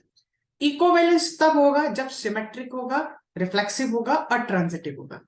अब ए क्या है? Set of all books, किसी भी library के अंदर जितने भी books है उन सबका कलेक्शन बनाया गया बच्चे। मुझे अब यह दिखाना है कि ये जो कलेक्शन है वो आपके पास इक्विवेलेंस है। तो करते हैं स्टार्ट अपने टॉपिक की तरफ। सबसे पहले मैं इसको प्रूफ करता हूं कि ये रिफ्लेक्सिव है या नहीं है। तो देखो, जब आपको रिफ्लेक्सिव प्रूफ करना है, सबसे पहले आपको रिफ्लेक्सिव प्रूफ करने के लिए आपको क्या दिखाना होगा कि जो a, a है वो इसी सेट से बिलोंग करता है या नहीं करता। देखो ध्यान से, अगर मैं इसको रिफ्लेक्सिव दिखाऊं तो अगर मैंने एक एलिमेंट ले लिया a जो कि बिलोंग करता है किसी भी, किससे, हमारे पास सेट दे रखा था ना a से, a बिलोंग करता है a से, देन a, बिलोंग करेगा r से। अब आप बोलोगे ऐसा क्यों करता है सर? ऐसा इसलिए करता है, अगर मैंने एक बुक उठाई और सेम दूसरी उठाई तो जितने नंबर ऑफ पेजेस इस बुक के पास होंगे उतने ही तो पेजेस इस बुक के पास होंगे। अगर आप एक ही बुक उठा रहे हो, कोई एक आपने एलिमेंट उठाया एक बुक का, तो जितने नंबर ऑफ पेजेस हैं एक्स एंड वाई में, वही कह रहा है ना, x and why have the same number of pages. हमने एक ऐसा रिलेशन किया है जो एक्स एंड वाई है, बुक्स है। वही कह रहा है show that the relation set A all the books in library of A college given by this same number of pages. ठीक है, तो x and why have the same number of pages. X and Y आपके पास कोई book है, तो मान लेते हैं ए कोई बुक है जो ए में बिलोंग करते हैं, तो ए भी बिलोंग करेगा बिकॉज दोनों के पास सेम नंबर ऑफ पेजेस होंगे, बिकॉज बुक्स, ये बुक कह लो, A have same number of pages, have same number of pages, sorry number of pages होगा। क्या होंगे बेटा? सेम नंबर ऑफ पेजेस होंगे। क्लियर है बेटा? तो यहां पे क्या हो जाएगा, थोड़ा सा मैं इसको रब कर देता हूं, अंडू। हाँ देखो क्या होगा, same number of pages, number of pages. तो हमारे पास क्या आ गया, a, बिलोंग कर गया ना आपका आर से, किसके लिए? For all a belonging to a। तो ये रिफ्लेक्सिव तो हो गया। चलते हैं सिमेट्रिक की तरफ। जब आप इसका सिमेट्रिक प्रूफ करोगे तो सिमेट्रिक में देखो किस तरीके से प्रूफ करते हैं।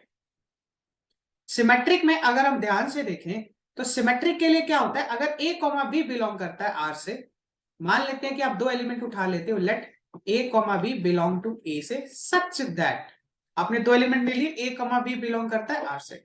इसका मतलब A and B have same number of pages, have same number of pages, दोनों के पास सेम नंबर ऑफ पेजेस होंगे।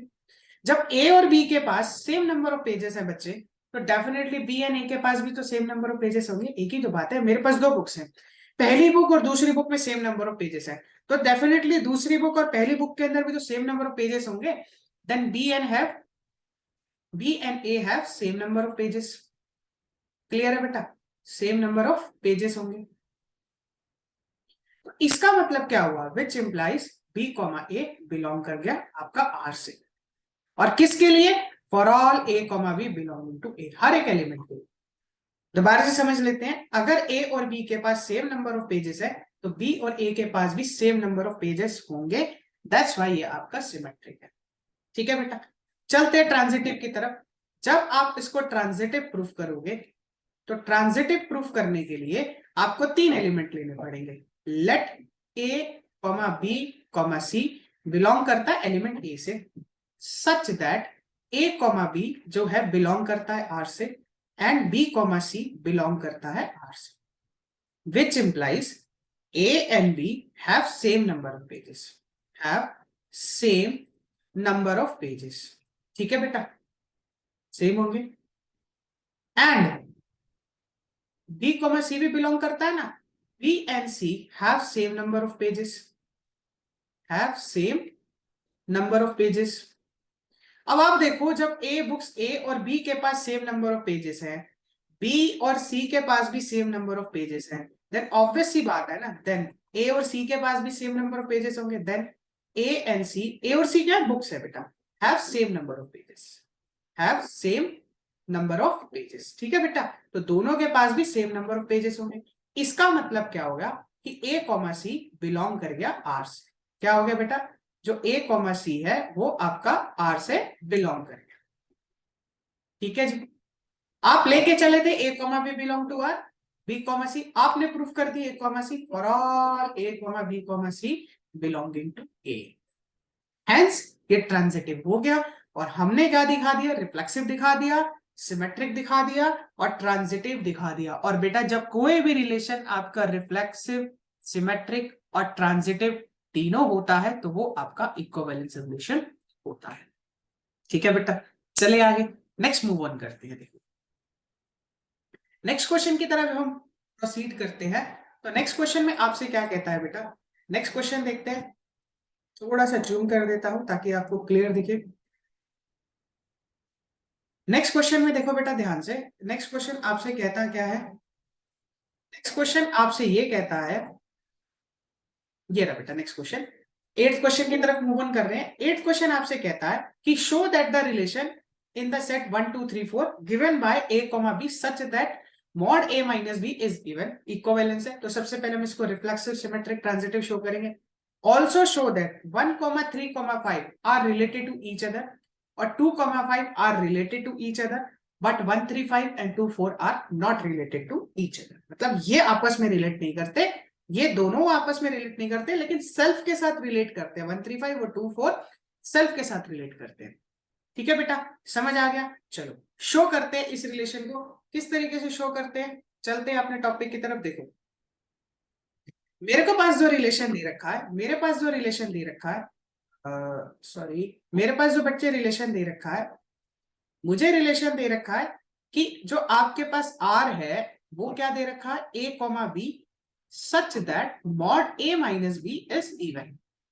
ठीक है बच्चे, अब मुझे क्या शो करना है? पहले इक्विवेलेंस शो करते हैं। तो सबसे पहले अगर मैं रिफ्लेक्सिव की हेडिंग डालता हूं, रिफ्लेक्सिव में ध्यान से देखो, रिफ्लेक्सिव में ए कॉमा ए बिलोंग करना चाहिए, और आप जानते हो मॉड ए माइनस ए क्या देता है? 0 देता है, विच इज इवन, है ना, जो कि आपका क्या है? इवन नंबर है। जब इवन है तो which implies a comma a belong करके आपका आर से। ठीक है बेटा, for all a belonging to A. तो ये रिफ्लेक्सिव हो गया। सिमेट्रिक में क्या दिखाना है? अगर ए कॉमा बी आर से बिलोंग करता है तो आपका बी कॉमा ए भी आर से बिलोंग करना चाहिए। तो देखो अगर मैं सिमेट्रिक दिखाता हूं, बहुत आसान है सिमेट्रिक दिखाना भी इसको। सिमेट्रिक में क्या करना होगा? अगर लेट मान के चलते कोई भी एलिमेंट ले लो a कॉमा बी बिलोंग करता है a से, सच दैट, ठीक है, जो भी, अब ये a क्या है, वो सेट है जो आपके पास 1 2 3 4 5 6 एलिमेंट गिवन थे ना बेटा, 1 2 3 4 5, सॉरी नॉट 6, मैंने उसको a मान लिया, मान लेते हैं अपनी कन्वीनियंट के लिए कि इस सेट से बिलोंग करता है, such that a comma B belonging to r।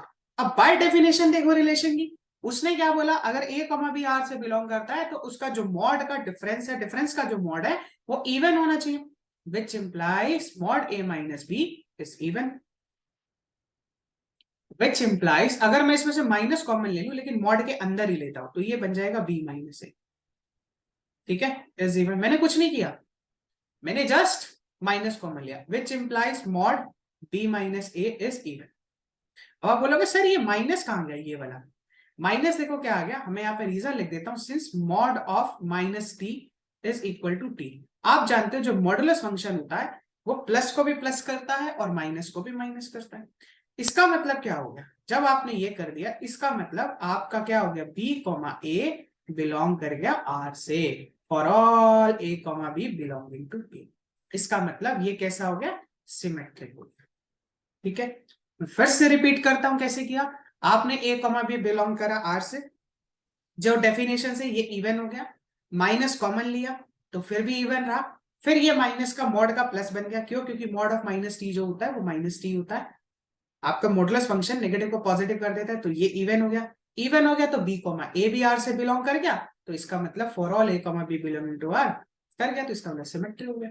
चलिए बेटा ट्रांजिटिव पे, देखो अब चलते हैं ट्रांजिटिव की तरफ।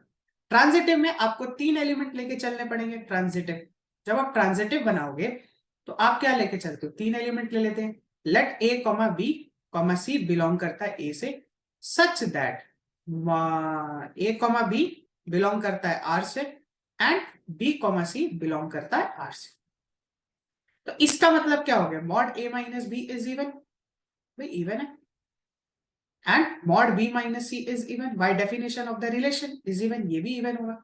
अब ध्यान से देखो, mod a minus B even है, मॉड b माइनस सी भी आपका इवन है, इसका मतलब क्या हो गया कि a minus B is even, a minus B भी आपका इवन हो जाएगा एंड b माइनस सी भी इवन हो जाएगा। ऑब्वियस सी बात है, अगर किसी नंबर का मॉड फंक्शन इवन है तो डेफिनेटली जो अंदर नंबर होगा वो भी तो इवन का काम करेगा ना बेटा, ठीक है। तो अब क्या होगा, अब ध्यान से देखो, इतना तो हमारे पास हो गया, अब उसके बाद आगे बढ़ते हैं, इसका मतलब क्या हो गया, दो जब, और आप जानते हो दो नंबर का जब इवन नंबर का सम करते हैं वो भी इवन होता है, which implies a minus B plus B minus C is equal to, B से बी कट जाएगा, a minus C is also even, है ना, ये भी तो इवन होगा, क्योंकि जब a माइनस बी इवन है, b माइनस बी इवन है और दो इवन नंबर का सम भी इवन होता है तो ये भी इवन होगा, और जब a माइनस सी इवन है तो उसका मॉड भी तो इवन होगा, mod a minus C is even, ठीक है बेटा, तो मॉड भी क्या हो गया, इवन। क्लियर है, समझ में आ गई बात, मेरे पास स्पेस कम है तो मैं यहाँ पे लिख देता हूं, तो देयरफॉर क्या हो जाएगा, a कॉमा सी बिलोंग कर गया r से, और for all a comma B comma C belonging to a। मैं फिर से रिपीट कर देता हूं, मैं 3 एलिमेंट लेके चला, इस कंडीशन को लेके चला क्योंकि बाय ट्रांजिटिव की डेफिनेशन है सच दैट, उसके बाद mod a minus B even हो गया, b माइनस सी इवन हो गया, रिलेशन की डेफिनेशन से। फिर मॉड जब इवन है तो अंदर का नंबर भी इवन होगा, b माइनस सी भी इवन होगा, और आप जानते हैं दो इवन नंबर का सम भी हमेशा इवन देता है, तो a minus B plus b minus सी भी आपका इवन हो गया, तो इसका मतलब a माइनस सी इवन हो गया, जब a माइनस सी आपका इवन है तो मॉड ऑफ a माइनस सी भी आपका इवन हो गया, तो ये कैसा हो गया, ट्रांजिटिव। आपने क्या देखा कि रिफ्लेक्सिव भी हो गया, सिमेट्रिक भी हो गया और ट्रांजिटिव भी हो गया, तो ये जो पूरा रिलेशन है ट्रांजिटिव, रिफ्लेक्सिव और सिमेट्रिक, तो इक्विवेलेंस हो गया, प्रूफ कर दिया। चलते हैं आगे नेक्स्ट पार्ट पे। नेक्स्ट पार्ट क्या कहता है कि 1,3,5 में जितने भी एलिमेंट है ये आपस में रिलेट करते हैं, रिलेट करने का मतलब ये रिलेशन की डेफिनेशन को सेटिस्फाई करते हैं। देखो अगर मैं 1 माइनस 1 निकालू, 1 का 3 के साथ, ये रिलेशन की डेफिनेशन थी ना a कॉमा बी, 1 का 5 के साथ निकालू, 3 का 5 के साथ निकालू, और कोई ऑप्शन है, 1 का 3 के साथ, 1 का 5 के साथ, 3 का 1 के साथ हो गया, 3 का 5 के साथ हो गया, आई थिंक सारे ऑप्शन हो गए, है ना, 1 3 1 5 और 3 5 भी हो गया, है ना, ऑलमोस्ट सारे। ये सारे नंबर क्या आ रहे हैं आपके पास, इवन ही तो आ रहे हैं बेटा, मॉड है इसलिए प्लस लिख रहा हूं बेटा मैं, 4 हो गया, ये भी 2 हो गया, 5 माइनस 3, तो ये सारे इवन है। तो yes, all the elements are related to each other. आप लिख देना यस सर कि ये सारे एलिमेंट जो है एक दूसरे से रिलेट करते हैं जो इसके खुद के साथ है। सेल्फ 2,4 का चेक करते हैं। उसने बोला कि 2,4 जो एलिमेंट है वो भी आपस में रिलेट करता है। कैसे? देखो मॉड 2 माइनस 4 कितना देगा? मॉड 2 देगा, प्लस का 2, तो ये भी क्या है? इवन है ना, तो ये भी आपस में रिलेट करे, मतलब सेल्फ ईच अदर। बट ये दोनों आपस में रिलेट नहीं करते। कैसे रिलेट नहीं करते वो मैं आपको दिखाता हूं। देखो 135 और दूसरे सेट में एलिमेंट है 2,4, ये आपस में रिलेट नहीं करते, क्योंकि 1 का अगर मैं 2 के साथ ले लूं या 1 का मैं 4 के साथ ले लूं तो ये देगा 3, ये देगा 1। फिर 3 का अगर मैं 2 के साथ ले लूं, 3 का मैं 4 के साथ ले लूं, या और क्या उठा, 5 का 2 के साथ ले लूं, 5 का 4 के साथ ले लूं। अब मैं इन सब का ध्यान से देखो बेटा, ये 1 देगा, ये 3 देगा, ये आपको 1 देगा, ये आपको फिर 7। मॉड है इसलिए नेगेटिव का पॉजिटिव वैल्यू। क्या कोई भी इवन आया? ऑड नंबर आए। इसका मतलब ये जितने भी एलिमेंट हैं ये आपस में रिलेट तो करते हैं, 135 आपस में तो कर रहे हैं सेल्फ ईच अदर, लेकिन एक दूसरे के साथ रिलेट नहीं कर रहे। हमने क्या देखा? पूरा रिलेशन ट्रांजिटिव, रिफ्लेक्सिव, सिमेट्रिक हो गया, इक्विवेलेंस हो गया। 135 आपस में रिलेट कर गए बच्चे, 2,4 आपस में रिलेट कर गए, बट दोनों एक दूसरे से रिलेट नहीं करे। ठीक है, अगर आपको वीडियो अच्छी लग रही है तो चैनल को लाइक करो, शेयर करो, सब्सक्राइब करो और नोटिफिकेशन बेल को जरूर ऑन करो बच्चे, ताकि आपको जब भी कोई नेक्स्ट वीडियो अपलोड होती है तो आपको पता चल जाए कि हाँ, कि सर ने आज नेक्स्ट वीडियो अपलोड की है। और मेरी डेली चैनल पर 2 वीडियो अपलोड डेली होती है बेटा। चले आगे बेटा, नेक्स्ट मूव ऑन करते हैं। अगर हम नेक्स्ट क्वेश्चन को ध्यान से देखें, नेक्स्ट क्वेश्चन आपसे क्या कहता है?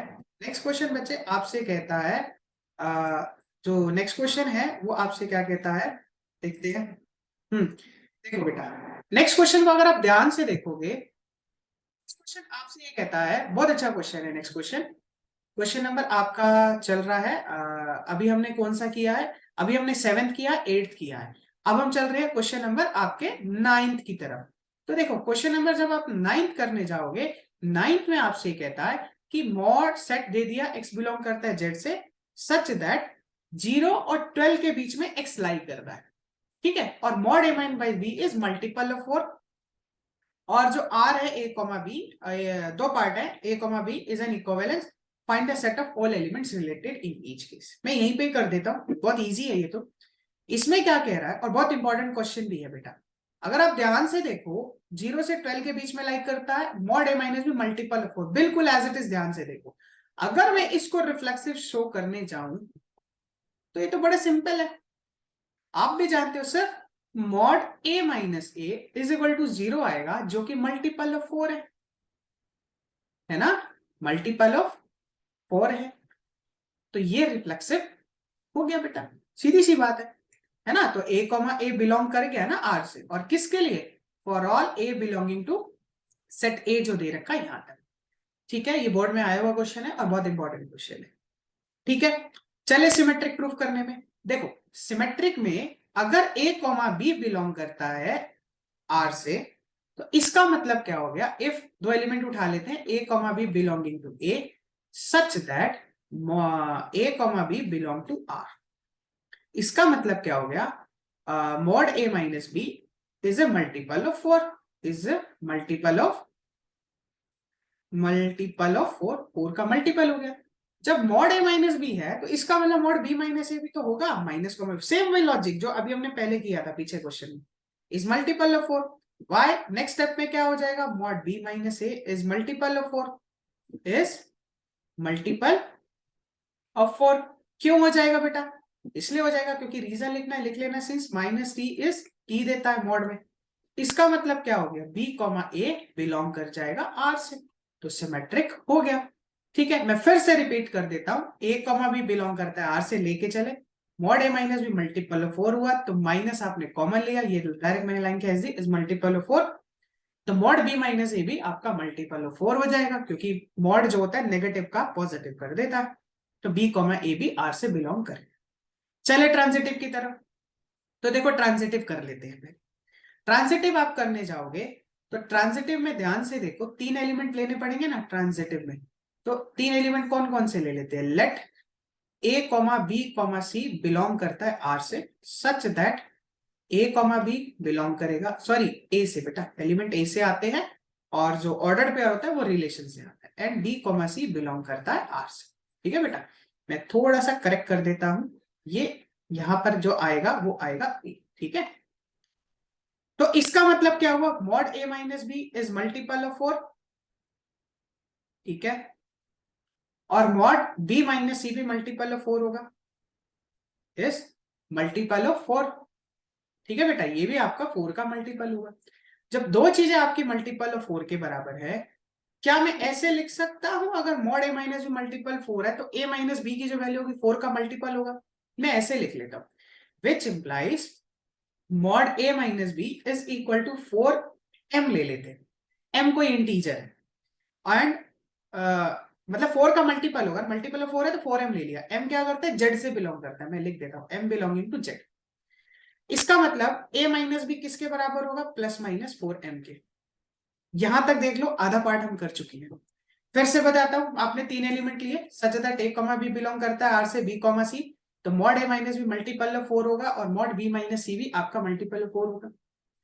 जब mod a minus B multiple of 4 होगा, आपने उसको 4m लिख दिया।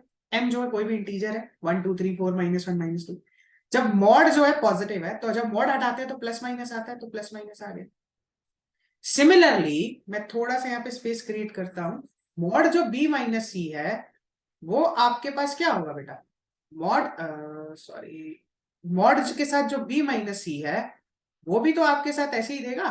मॉड b माइनस सी 4 का मल्टीपल है, मैं यहाँ पे ले लेता हूँ 4n, n बिलोंग करता है मेरा z से, तो फिर से हटाएंगे तो b माइनस सी की वैल्यू क्या आ जाएगी, माइनस का 4 है। बिल्कुल एज इट इज किया, कुछ नहीं किया। यहां तक आप आराम से देख लो, फास्ट लग रहा है तो वीडियो को पॉज करके देखो आराम से, लेकिन सारे कॉन्सेप्ट मैं आपके क्लियर कराऊं। ठीक है बेटा, चले आगे। अब देखो, मैं यहाँ पे दो कंडीशन पे पहुंच चुका हूं, मैं इसको थोड़ा सा हटा रहा हूं, मैं दो कंडीशन पे पहुंच गया। पहली कंडीशन मेरी ये पहुंची कि a माइनस बी की वैल्यू 4m आ गई, प्लस माइनस, और b माइनस सी की वैल्यू मेरे पास प्लस माइनस 4n आ गई। मैं क्या करता हूं, दोनों को ऐड कर देता हूं। क्या करता हूं बेटा, दोनों को add, a minus B plus b minus C is equal to plus minus 4m plus minus 4n। तो जब आप ध्यान से देखोगे, इसमें तो आपका c कट जाएगा, सॉरी b कट जाएगा, तो ये बनेगा a माइनस सी की वैल्यू आ गई plus minus 4m plus n। मैंने प्लस माइनस 4 कॉमन ले लिया। अब दोनों तरफ जब आप मॉड लोगे तो इसका मतलब क्या आ जाएगा, mod a minus C is equal to 4m plus n। अब ध्यान से देखो, मॉड a माइनस सी क्या आ गया, 4 का मल्टीपल आ गया कि नहीं आ गया, आ गया ना बेटा। m प्लस एन भी तो कोई इंटीजर होगा, जब m इंटीजर है तो m प्लस एन भी तो इंटीजर है, m प्लस एन भी तो बिलोंग करेगा z से, तो मॉड a माइनस सी क्या हो गया, 4 का मल्टीपल हो गया। तो इसका मतलब क्या हो गया कि a कॉमा सी बिलोंग कर गया आपका r से। किसके लिए, for all a comma B comma C belonging to a, कर गया बेटा। तो इसका मतलब जो आपका रिलेशन है वो ट्रांजिटिव हो गया। हमने क्या शो किया, जो आपका रिलेशन है वो सिमेट्रिक भी है, रिफ्लेक्सिव भी है, ट्रांजिटिव भी है। इसका मतलब आपका जो रिलेशन है वो इक्विवेलेंस है। सेम ये क्वेश्चन में अगर मल्टीपल की जगह डिविजिबल भी बोल देता ना, तब भी हम सेम क्वेश्चन ऐसे ही प्रोसीड, क्योंकि जो मल्टीपल डिविजल है एक ही चीज है ना भाई। कोई 4 से डिविजिबल है तो डेफिनेटली 4 का मल्टीपल होगा, मल्टीपल ऑफ 4 है तो 4 का मल्टीपल तो है ही। ठीक है बेटा, होप आपको ये कंसेप्ट क्लियर होगा। सेकेंड पार्ट में चलते हैं। अगर हम सेकेंड पार्ट की तरफ ध्यान से देखेंगे तो ये और भी इजी है। ऐसा रिलेशन दे रखा है a comma b such that a is equal to b. अब आप ध्यान से देखो, रिफ्लेक्सिव तो हो ही जाएगा ना, ये तो मैं बहुत फटाफट कर देता हूं, इसमें कोई बहुत बड़ी चीज नहीं है। ए इज इक्वल टू ए के बराबर होता ही है ना, तो ए कॉमा ए तो बिलोंग कर गया ना आर के, रिफ्लेक्सिव है। सिमेट्रिक देख ले, थोड़ा सा फास्ट करके देख लेते हैं। अगर मैं सिमेट्रिक करने जाऊंगा, मान लो अगर a कॉमा बी बिलोंग करता है आर से, इफ लेके चल रहे हैं, तो इसका मतलब क्या होगा, a b के बराबर होगा, इसका मतलब b भी तो a के बराबर होगा, इसका मतलब b कॉमा a आपका r से बिलोंग कर जाएगा बेटा। कोई बहुत बड़ी चीज नहीं है, बहुत इजी है, इससे थोड़ा सा मैं फास्ट चला, दोबारा से समझ लो। अगर a कॉमा b r से बिलोंग करता है तो definitely b comma a b के बराबर होगा, देन b a के बराबर होगा, तो आपका क्या हो जाएगा, a कॉमा b r से बिलोंग करता है तो b कॉमा a भी कर गया, सिमेट्रिक भी हो गया। ट्रांजिटिविटी पे चलते हैं। ट्रांजिटिविटी में 3 लेके चलते हो, तो अगर आपका ए कॉमा बी आर से बिलोंग करता है, ए बी सी जो आ रहे हैं बेटा वो आपके सेट से आ रहे हैं, बी कॉमा सी बिलोंग करता है आर से, इसका मतलब ए बी के बराबर हो गया एंड बी सी के बराबर हो गया। अब आप बताओ 3 नंबर है, अगर ए बी के बराबर है, बी सी के बराबर है, तो ए सी के बराबर तो होगा ही होगा, which implies a is equal to c. इसका मतलब क्या हो गया, ए कॉमा सी बिलोंग कर गया आर से, दैट्स ऑल। इसका मतलब क्या हो गया, ट्रांजिटिव हो गया। ट्रांजिटिव हो गया तो इक्विवेलेंस भी हो गया। बहुत इजी था, इसलिए मैंने थोड़ा सा फास्ट किया। आपको थोड़ा सा फास्ट लगा, अगर आपको लगता है फास्ट है तो वीडियो को पॉज करके देख सकते हैं। हमने रिफ्लेक्सिव, सिमेट्रिक, ट्रांजिटिव कर दिया, ठीक है बेटा। लेकिन हाँ, जो फर्स्ट पार्ट था वो बहुत इंपॉर्टेंट था। चले आगे, हमने दोनों रिलेशन को इक्विवेलेंस दिखा दिया। अब चलते हैं नीचे की लाइन पे, जो इसमें लिखा है equivalence, find the set of all element related to one in each case. One से जो रिलेट करे इन ईच केस। अब ध्यान से देखो, मैं आपको बता देता हूं, अगर मैंने प्रीवियस वीडियो में इक्विवेलेंस क्लास नहीं बताई तो यहाँ पे समझ लो। देखो इक्विवेलेंस क्लास, मान लो कोई भी एलिमेंट है ए, उसकी इक्विवेलेंस क्लास का साइन है, जैसे ग्रेटेस्ट इंटीजर को दिखाते हैं ना, ये सिंबल है, में वो सारे एलिमेंट आएंगे ए कॉमा बी जो बिलोंग करे आर से। मतलब वो सारे एलिमेंट देगा कि कौन कौन से देगा, containing the B such that A comma B belong करे आर से। मतलब ए के साथ कौन कौन से एलिमेंट में बी के लूं जो ए कॉमा बी जो है आर से बिलोंग करे। जैसे फॉर एन एग्जांपल, अभी मैं एग्जांपल लेके चलता हूं। देखो नंबर था 0 से 12, मेरे को दिखाना है मॉड ए माइनस बी मल्टीपल 4, ठीक है जी। मेरे को इक्विवेलेंस क्लास निकालनी है 1 की। अब आप ध्यान से देखो 1 के साथ मैं कौन सा एलिमेंट लूं जो 1 माइनस कर करके समथिंग कोई नंबर मल्टीपल 4 दे दे। मल्टीपल 4 का मतलब 4 दे दे, 8 दे दे, 12 दे दे, 16 तक हम जाएंगे नहीं क्योंकि आपका 12 तक ही 4 है, ठीक है। अगर मैं 1 के साथ क्या ले लूं, अगर मैं 1 के साथ 5 ले लूं, 1 के साथ 0 नहीं ले सकते, 2 नहीं ले सकते, 3 नहीं ले सकते, क्योंकि देखो 3 भी नहीं ले सकते, क्योंकि 3 लोगे तो आपका 2 आएगा। 4 लूंगा 1 के साथ तो 3 आएगा। हाँ, जैसे ही मैंने 1 के साथ 5 लिया तो आपका 4 आ गया। इसका मतलब क्या हुआ कि 1 के साथ कौन कौन रिलेट करेगा, इक्विवेलेंस क्लास ऑफ 1 कितनी आ जाएगी, सेट की फॉर्म में लिखते हैं ये। इक्विवेलेंस क्लास 1 क्या आएगी, 1 के साथ आपका 5 कर देगा, क्योंकि 1 माइनस 5 4 मल्टीपल है। उसके बाद 9 ले लेते हैं, 8 आ जाएगा। 9 के बाद हम क्या ले ले बोलो, 10 नहीं ले सकते, 11 नहीं ले सकते, 12 लेके चलते हैं। वैसे तो 13 बनेगा, बट 12 के साथ 12 11 देगा, क्योंकि आप मोड 1 माइनस 12 लोगे तो 11 आ जाएगा। हाँ, मोड 1 माइनस 13 लोगे तो 12 आएगा, बट 13 तो इसमें बिलोंग ही नहीं करता, है ना। 13 तो जाना ही नहीं है। हमें कहां से जाना है, हमारे एलिमेंट जितने भी आने हैं वो सारे एलिमेंट कहां से आने हैं, 0 से 12 तक ही आने हैं ना बेटा। 0 से 12 तक आने, उससे ऊपर तो हम जा ही नहीं सकते ना, उससे ऊपर तो हम बिल्कुल भी नहीं जा सकते। तो आपने क्या देखा, जब हम इक्विवेलेंस क्लास निकालने गया 1 की, हाँ एक और एलिमेंट भी है ना, 1 भी तो करेगा, क्योंकि 1 माइनस 1 कितना आता है, 0 आता है ना, ये भी तो मल्टीपल ऑफ 4 है। तो मैं फिर से समझा देता हूं, देखो ध्यान से। जब आप 1 की इक्विवेलेंस क्लास लिखने गए तो आपके पास एलिमेंट आए 1, 5 और 9 सेट की फॉर्म में।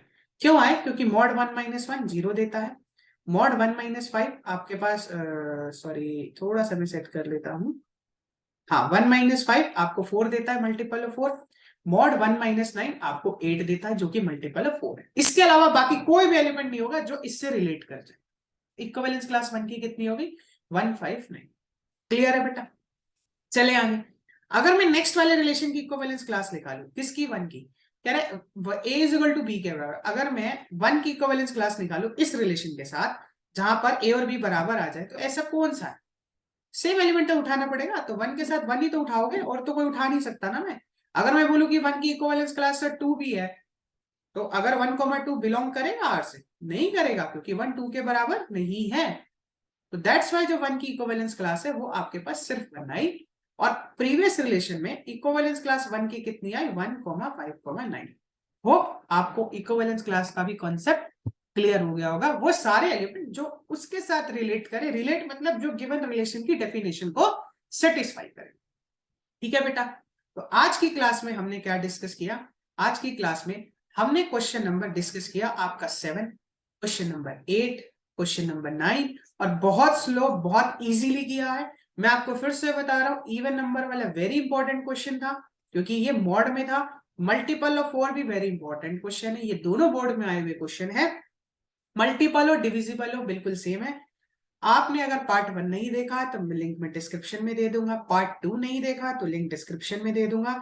आज का जो मेरी क्लास थी वो हमने 7th 8th 9th डिस्कस किया है बेटा, जो कि पार्ट 3 है इस चैप्टर की एक्सरसाइज 1.1 का part 3।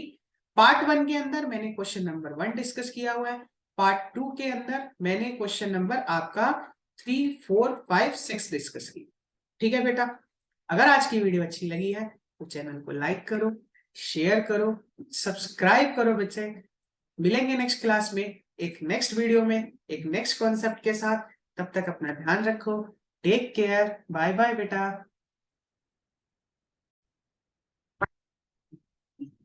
Hello everyone, welcome to the Munjal sir classes. Hope आप सब अच्छे होंगे। प्रीवियस वीडियोस के अंदर हमने एक्सरसाइज 1.1 के क्वेश्चन नंबर फर्स्ट डिस्कस किया था, question number second, third, fourth, fifth, sixth, seventh और एट्थ, नाइन्थ तक डिस्कस करे थे। आज हम बाकी के जितने रिमेनिंग क्वेश्चन है बच्चे, उन सबको डिस्कस करने जा रहे हैं। Exercise 1.1 relation in function class 12 का। आज हम करेंगे क्वेश्चन नंबर 10, 11, 12, 13, 14, 15 और 16 को, मतलब पूरा चैप्टर, पूरी एक्सरसाइज 1.1 को फिनिश करेंगे। 9 तक हमने पहले ही कर चुके थे। तो चलते हैं अपने पहले क्वेश्चन की तरफ। फर्स्ट क्वेश्चन आपसे ये कहता है कि आपको ऐसा एक एग्जांपल देना है रिलेशन का, विच इज सिमेट्रिक हो, नाइदर रिफ्लेक्सिव हो नॉर सिमेट्रिक, ट्रांजिटिव हो बट ना ही रिफ्लेक्सिव हो ना ही सिमेट्रिक हो, reflexive and symmetric but not transitive, reflexive transitive but not symmetric, symmetric and transitive but not. आपके पास लॉट्स ऑफ एग्जांपल्स हैं, लॉट्स ऑफ एग्जांपल्स आप इसमें लिख सकते हो, बट हम फिर भी कुछ एग्जांपल्स लेके चलते हैं। देखो, पहला पार्ट कहता है सिमेट्रिक होना चाहिए, ट्रांजिटिव नहीं होना चाहिए। अब पहला पार्ट आपसे कह रहा है कि सिमेट्रिक हो और ट्रांजिटिव ना हो। तो देखो बेटा, जब आपसे ये पूछा है कि पहला पार्ट ये कहता है कि सिमेट्रिक और ट्रांजिटिव, हम पहले से ना एक सेट ले लेते हैं। मान लो किस पर डिफाइन करना चाहते हो, मान लेते हैं एक सेट ले लेते हैं जिसके अंदर एलिमेंट है 1 2 3 4। क्लियर है बेटा? अब ध्यान से देखो, 1 2 3 4 है। जब आप इसका ऑर्डर्ड पेयर निकालोगे, इसके ऑर्डर्ड पेयर के अंदर तो बहुत सारे एलिमेंट आएंगे। कौन कौन से आएंगे? 1 1, 1 2, 1 3, 1 4। क्या बेटा? 2 1 आएगा, 2 2 आएगा, 2 3 आएगा। ठीक है जी। और नेक्स्ट 2 4 आएगा। क्लियर है? और फिर 3 के साथ आएगा, 3 1 आएगा, 3 2 आएगा, 3 3 आएगा, 3 4 आएगा। आएगा ना बेटा? और ऐसे ही आपके साथ और कौन से आ जाएंगे बेटा? 4 1 आ जाएगा, 4 2 आ जाएगा, 4 3 आ जाएगा, 4 4 आ जाएगा। तो बेसिकली ये सारे ऑर्डर्ड पेयर होंगे। मतलब क्यों लिख रहे हैं ऑर्डर्ड पेयर? इसलिए लिख रहे हैं क्योंकि जो मैं यहाँ से रिलेशन बनाने वाला हूं, वो रिलेशन के अंदर के जो एलिमेंट्स आएंगे बेटा, इससे बाहर तो नहीं आएंगे ना, इसी से रिलेटेड आएंगे, क्योंकि रिलेशन जो होता है इसका सबसेट होता है। अब देखो, ये टोटल एलिमेंट है, 4 एलिमेंट थे तो 4 इंटू 4 16 एलिमेंट बनेंगे। अगर एक आधा एलिमेंट छूट गया तो आप देख लेना, मैंने ऑलमोस्ट सारे लिखे हैं। वैसे तो 4 और 4 8 और फिर 4 12, हाँ सारे लिखे हैं। तो सबसे पहला पार्ट आपसे कहता था कि सिमेट्रिक होना चाहिए but neither reflexive not transitive. अब मैं यहां से एक रिलेशन लेता हूं R1, R1 एक रिलेशन लेते हैं। तो उसके अंदर मैंने एलिमेंट डाले, सपोज करो उसके अंदर मैंने एलिमेंट डाल देता हूं मैं 1 2, 2 1, आप कुछ भी ले सकते हो, और 2 4 और 2 2। अब आप ध्यान से देखो, ये सब आपने लिखे, क्या ये रिफ्लेक्सिव है? नहीं, क्योंकि 1 1 नहीं है, 2 2 नहीं है। ध्यान से देखो, ये रिफ्लेक्सिव तो है नहीं ना, क्योंकि 1 1 बिलोंग नहीं करता आपका R1 से। सिमेट्रिक है, यस, 1 2 है, 2 1 है। मैं थोड़ा सा डायरेक्ट करूंगा ये क्वेश्चन को क्योंकि बहुत इजी है। 1 2 है, 2 1 है। ट्रांजिटिव चेक करते हैं, क्या ये ट्रांजिटिव है या नहीं है। ध्यान से देखो, 1 2 है, 2 4 है। अगर मैं ध्यान से देखूं इसमें और इसमें, मेरे पास 1 2 भी है और 2 4 भी है, बट 1 4 इसके अंदर नहीं है।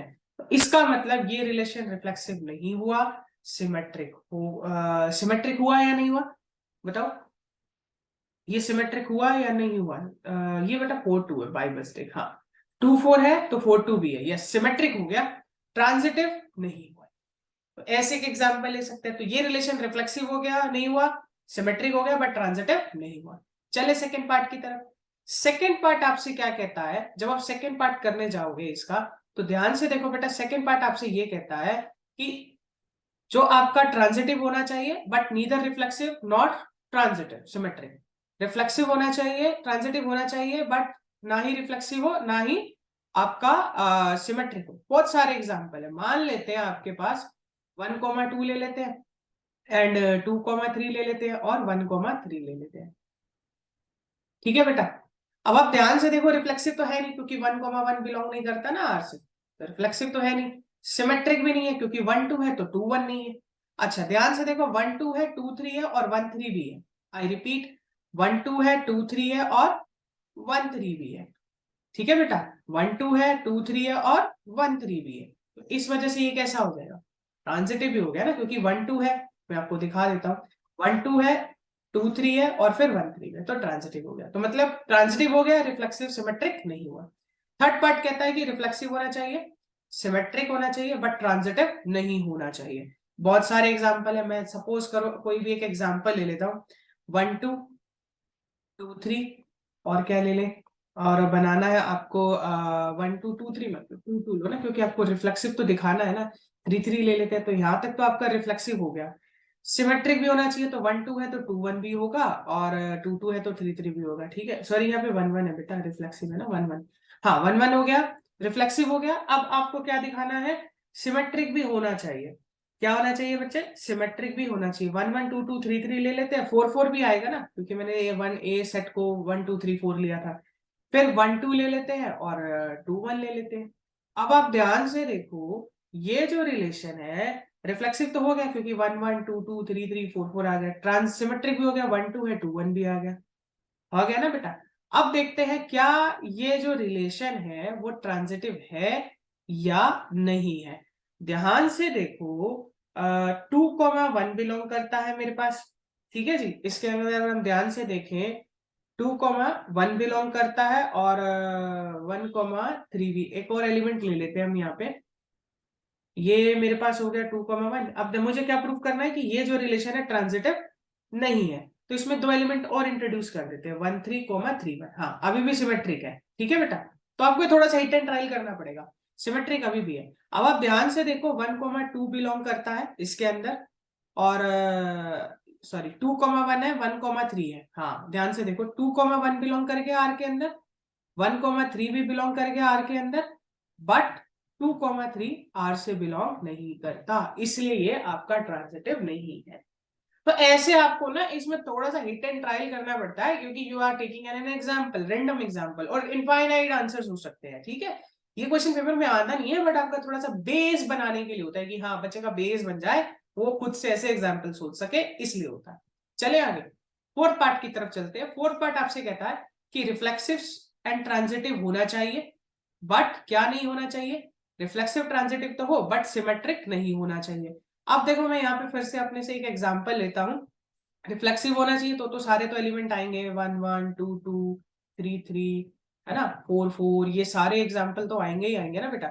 उसके बाद बात करते हैं, 1 2 भी आएगा और 2 3 ले लेते हैं, और ठीक है, और क्या ले लेते हैं, 1 3 भी ले लेते हैं। अब ध्यान से देखो, क्या ये रिफ्लेक्सिव है, यस। क्यों है रिफ्लेक्सिव, 1 1 आ गया, 2 2 आ गया, 3 3 आ गया, 4 4 आ गया। अच्छा, ट्रांजिटिव है, 1 2 1 3 है और फिर 2 3 भी है, 1 3 भी, सॉरी 1 2 और 2 3 है, फिर 1 3 भी है, तो ये आपका ट्रांजिटिव भी हो गया। सिमेट्रिक नहीं है क्योंकि 2 3 है, आपने 3 2 नहीं लिखा।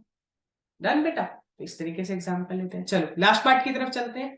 फिफ्थ पार्ट कहता है कि सिमेट्रिक हो एंड ट्रांजिटिव हो, बट क्या ना हो, रिफ्लेक्सिव ना। तो रिफ्लेक्सिव का तो बड़ा आसान है लेना, कि आपका जो रिलेशन है रिफ्लेक्सिव ना हो, कोई भी एलिमेंट मिस कर दो, 1 1 मिस कर दो या 2 2 मिस कर दो, 3 3 4 4 कोई भी मिस कर दो। देखो, तो पहले सिमेट्रिक बना लेते हैं। अगर मान लो 1 1 है, 1 2 भी है, 2 1 भी है, ठीक है, अब 2 2 भी इंट्रोड्यूस कर दे क्योंकि ट्रांजिटिव दिखाना है ना। अब ध्यान से देखो, रिफ्लेक्सिव तो नहीं है, साफ साफ नजर आ गया, क्योंकि 2,2 बिलोंग नहीं करता आर से, तो रिफ्लेक्सिव तो है ही नहीं। ठीक है, ये तो कट गया। सिमेट्रिक है, 1 2 है, 2 1 है, एग्जैक्टली exactly. अच्छा, फिर उसके बाद ट्रांजिटिव है, यस, 1 2 है, 2 1 है और उसके बाद 1 1 भी है। देखो, इसलिए मैंने 1 1 जान के इंट्रोड्यूस किया था, क्योंकि ट्रांजिटिव में दिखाना पड़ेगा। ठीक है, और ध्यान से देख लो, इससे भी देखोगे तो हो जाएगा, 1 2 भी है, 2 2 भी है और फिर से 1 2 भी है, तो ट्रांजिटिव भी हो जाएगा। तो इस तरीके से मैंने एग्जांपल्स लिए। आप भी बहुत सारे ऐसे एग्जांपल्स ले सकते हो, but examination point of view से क्वेश्चन नहीं आता, but still you can take an much as an example. आप कितने भी एग्जांपल ले सकते हो बच्चे इसके अंदर। ठीक है, चले आगे नेक्स्ट अपने क्वेश्चन की तरफ मूव ऑन करते हैं। नेक्स्ट क्वेश्चन आपसे कहता है to show that the relation, अब आ रहे हैं अपने इक्विवेलेंस रिलेशन के प्रूफ की तरफ। जो रिलेशन दे रखा है ए में P, Q such that distance of P from the point origin is same as the distance of the point from the Q। जो P और Q का डिस्टेंस है ओरिजिन से, ये मान लो ओरिजिन है, इससे डिस्टेंस ले लेते हैं P का और इससे डिस्टेंस ले लेते हैं Q का, ये OP is equal to OQ के बराबर है by the definition of the relation जो उसने दिया है। अब मुझे शो करना है कि ये जो रिलेशन है वो कैसा है, ट्रांजिटिव है, सिमेट्रिक है और रिफ्लेक्सिव, मतलब इक्विवेलेंट शो करना है। फिर आगे का पार्ट है फर्दर करते हैं। तो सबसे पहले हम शो कर लेते हैं कि ये जो रिलेशन है वो इक्विवेलेंस है। देखो इक्विवेलेंस प्रूफ करने के लिए बड़ा आसान है। अगर मैं रिफ्लेक्सिव को प्रूफ करने जाऊं तो रिफ्लेक्सिव में तो कुछ नहीं है, रिफ्लेक्सिव में तो बहुत इजी है। आप लेट मान लेते हो, कोई भी मान लो। अब आपको सेट क्या गिवन था, आपको सेट गिवन था ए, सेट गिवन था, लेट पी बिलोंग करता है ए से, देन क्या होगा, पी कॉमा पी बिलोंग करेगा किससे, आर से बिलोंग करेगा। वाई, बिकॉज सिंस आप लिख सकते हो, अब इस पहले पॉइंट का ओरिजिन से डिस्टेंस ओपी उसका भी बराबर होगा ना, ये क्या हो गया, रिफ्लेक्सिव हो गया for all p belonging to A. ठीक है, सिमेट्रिक प्रूफ करते हैं। अगर आप सिमेट्रिक में प्रूफ करने जाओगे, मुझे एक बात बताओ, अगर पी क्यू, आपका पी और क्यू दो पॉइंट ले लिए ए से, बिलोंग करता है आर से, इसका मतलब क्या हो गया, ओपी ओक्यू के बराबर हो गया। इसका मतलब ओक्यू ओपी के बराबर नहीं होगा बेटा। अगर ओपी ओक्यू के बराबर है तो ओक्यू भी तो ओपी के बराबर होगा। फिर से वही बात आ गई, क्यू कोमा पी भी तो बिलोंग कर गया आर से। कर गया कि नहीं कर गया, कर गया ना बेटा, तो सिमेट्रिक भी हो गया। मैं फिर से रिपीट कर देता हूं, आपने एक एलिमेंट लिया, कौन सा एलिमेंट लिया आपने, एलिमेंट पी लिया, देन पी को मैं पी बिलोंग करेगा क्योंकि इस पॉइंट का डिस्टेंस ओरिजिन से और इसका सेम रहेगा। सिमेट्री में पी क्यू को आप लेट लेके चले तो इसका मतलब ओपी ओक्यू के बराबर है ना बाय द डेफिनेशन, ओक्यू भी ओपी के बराबर होगा, क्यूपी बिलोंग कर जाएगा आर से। क्लियर है, चले बेटा ट्रांजिटिव पे। अब देखो ट्रांजिटिव प्रूफ करते हैं। ट्रांजिटिव वो भी बहुत इजी है इसका। ट्रांजिटिव, ट्रांजिटिव जब आप प्रूफ करने जाओगे, आप 3 पॉइंट ले लो, क्या लेना चाहते हो, let P, Q, R belong करता है किससे, A से, such that P, Q belong करता है R से एंड Q, R बिलोंग करता है R से। तो क्या हो जाएगा, आप ध्यान से देखो, जब ये चीज होल्ड कर जाएगी इसका मतलब OP OQ के बराबर है ना, एंड यहां से क्या आएगा, OQ OR के बराबर है। अब एक बात बताओ मुझे, आप OP OQ के बराबर है और OQ OR के बराबर है, तो इसका मतलब OP OR के बराबर नहीं हो जाएगा, हो जाएगा ना बेटा। ओपी आर के बराबर हो गया, इसका मतलब क्या हो गया, पी को आर भी बिलोंग कर गया किससे, आर से। ठीक है, कंफ्यूज मत होना बेटा, ये आर रिलेशन है, अगर आपको दिक्कत लग रही है तो डैश लगा देते हैं, ठीक है, एलिमेंट में हम लगा देते हैं ओपी ओक्यू के बाद ओपी ओ आर डैश के बाद पी को R dash, R R same ना हो जाए। अब एक्स वाई जेड कुछ भी ले सकते हो, ठीक है, सिंपल है। तो हमारा ट्रांजिटिव भी हो गया। अब देखो नेक्स्ट पार्ट हमसे क्या पूछा था, हमने यहां तक इक्विवेलेंस शो कर दिया, रिफ्लेक्सिव, सिमेट्रिक और ट्रांजिटिव शो कर दिया। अब हमसे कहा क्या था इसने, इसने कहा था कि फर्दर शो करो the set of all point related to a point P is the circle passing through P with the origin as centre. मतलब जितने भी पॉइंट है जो ओरिजिन के इक्वल नहीं है, ये सारे पॉइंट आपके सर्कल पे लाई करेंगे। यस ऑब्वियसली लाई करेंगे। ऐसा क्यों, देखो मैं आपको बताता हूं। P, Q ऐसे पॉइंट है जिनका डिस्टेंस ओरिजिन से सेम है। मान लो यहाँ पे ओरिजिन है और यहाँ पे P है और यहाँ पे Q है, ऐसे एक में बहुत सारे पॉइंट है, OP और OQ के बराबर है। अब आप ध्यान से देखो, ये अगर मैं सेट ऑफ पॉइंट्स बनाऊं, मतलब इन सबका कलेक्शन बनाऊं, तो सर्कल बनेगा। क्योंकि सर्कल एक ऐसा फिगर होता है जिसके अंदर आपका डिस्टेंस हर एक पॉइंट का जो उसके ऊपर लाई करते हैं ओरिजिन से, सॉरी सेंटर से सेम होता है। इसका मतलब जो ओरिजिन है वो सेंटर बन जाएगा, जो सेंटर O है वो आपका ओरिजिन बन जाएगा ना बेटा, ठीक है ना। तभी तो ये आपका क्या बोलेगा, डिस्टेंस सेम रहेगा। तो इसका मतलब जो सारे पॉइंट हैं जिनका डिस्टेंस सेंटर से सेम है, ये सारे पॉइंट सर्कल के ऊपर लाई कर रहे हैं। किसके ऊपर लाई कर रहे हैं, सर्कल के ऊपर लाई कर रहे हैं। तो that wise the set of all points lie on a circle. Simple है, क्योंकि सर्कल की डेफिनेशन आप देखो, जो डिस्टेंस है, रेडियस, वो हर एक पॉइंट से सेम होता है ना, इक्वल सेंटर का डिस्टेंस एवरी पॉइंट से। दैट्स व्हाई ये क्लियर हो जाएगा। होप आपको ये क्वेश्चन क्लियर होगा। चलते हैं अपने नेक्स्ट क्वेश्चन की तरफ। अगर आपको वीडियो अच्छी लग रही है तो चैनल को लाइक करो, शेयर करो, सब्सक्राइब जरूर करना बेटा, ठीक है। देखो चलते हैं आगे। नेक्स्ट हमारा कहता है show that the points all the triangles T1, T2 is similar to T2, equivalence. So simple, अब T1 कॉमा T2 जो हमने एलिमेंट लिए वो सिमिलर होना चाहिए, T1 is similar to T2 के सिमिलर होना चाहिए। अब देखो हमसे क्या कहता है, बाय डेफिनेशन ये कहता है R के अंदर वो सारे पॉइंट आएंगे T1 comma T2 such that T1 is similar to T2, ठीक है। और जो सेट लिया गया है वो सेट लिया गया है set of all point A पर, सेट ए कह रहा है, जो ए सेट है वो सेट ऑफ ऑल ट्रायंगल्स है। रिफ्लेक्सिव बड़ा आसान, सिमेट्रिक, इजी, ट्रांजिटिव भी पढ़ाई हुई है इसकी, ध्यान से देखो। रिफ्लेक्सिव, अगर मैं ध्यान से देखूं रिफ्लेक्सिव प्रूफ करने जाऊं और यहाँ पे लिख लेते हैं सिमेट्रिक, तो आपका सिमेट्रिक भी इजी हो जाएगा, ठीक है। क्लियर है, ध्यान से देखो। रिफ्लेक्सिव प्रूफ करने के लिए आपको ध्यान से देखो, मान लेते हैं, लेट मान लेते हैं, कोई भी एलिमेंट ले लेते हैं, T1 बिलोंग करता है ए से, then T1 is similar to T1। क्या कोई भी ट्रायंगल अपने आप के सिमिलर होगा? यस होगा, बिल्कुल सही बात है। तो which implies T1 comma T1 belong कर गया किससे? R से, और किसके लिए? For all T1 belong to, हर एक के लिए। हो गया ना बेटा, इजी है। सिमेट्रिक में देखो, अगर मान लो T1 कॉमा T2 बिलोंग करता है R से, इसका मतलब क्या हो गया? T1 is similar to T2। अब बताओ, जब T1 सिमिलर है T2 के, तो क्या T2 सिमिलर नहीं होगा T1 के? T1 T2 दो ट्रायंगल्स ले लिए, तो इसका मतलब क्या हो जाएगा कि which implies T2 comma T1, मेरे पास स्पेस नहीं है, थोड़ा मैं नीचे लिखता हूँ, बिलोंग करता है R से, और किसके लिए? For all T1 comma T2 belonging to A, तो भी आपका सेट है। मैं फिर से रिपीट कर देता हूं। सबसे पहले आपने क्या करा, लेट लेके चले कि T1 कॉमा T2 बिलोंग करता है R से, बाय डेफिनेशन T1 T2 के सिमिलर है, तो T2 भी T1 के सिमिलर। दो ट्रायंगल है, पहला दूसरे के सिमिलर है, तो दूसरा पहले के सिमिलर नहीं होगा? वो भी होगा ना बेटा, क्लियर है।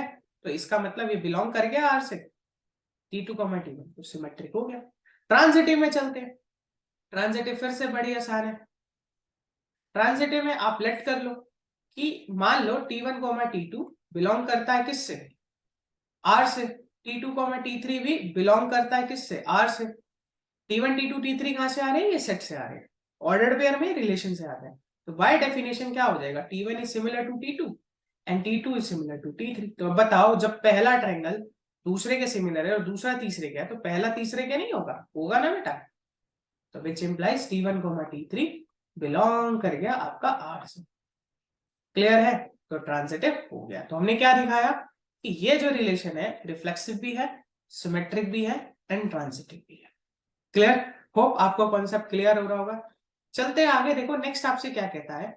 नेक्स्ट आपसे बच्चे ये कह रहा है कि T1 with side 3 4 5, T2 with side 5 12 3, T3 with side 6 7, which among them is related? मतलब अगर आपस में रिलेटेड है, हमने क्लास 9th में पढ़ा है, दो ट्रायंगल आपस में सिमिलर तब होते हैं अगर तीनों साइड गिवन है, तो उनका जो साइड का रेशियो होता है वो प्रोपोर्शनल होती है। मतलब तीनों साइड आपस में कैसी होती है? प्रोपोर्शनल होती है। अगर यहाँ पे साइड प्रोपोर्शनल बन जाती है, हमारा काम हो जाएगा, ठीक है बेटा।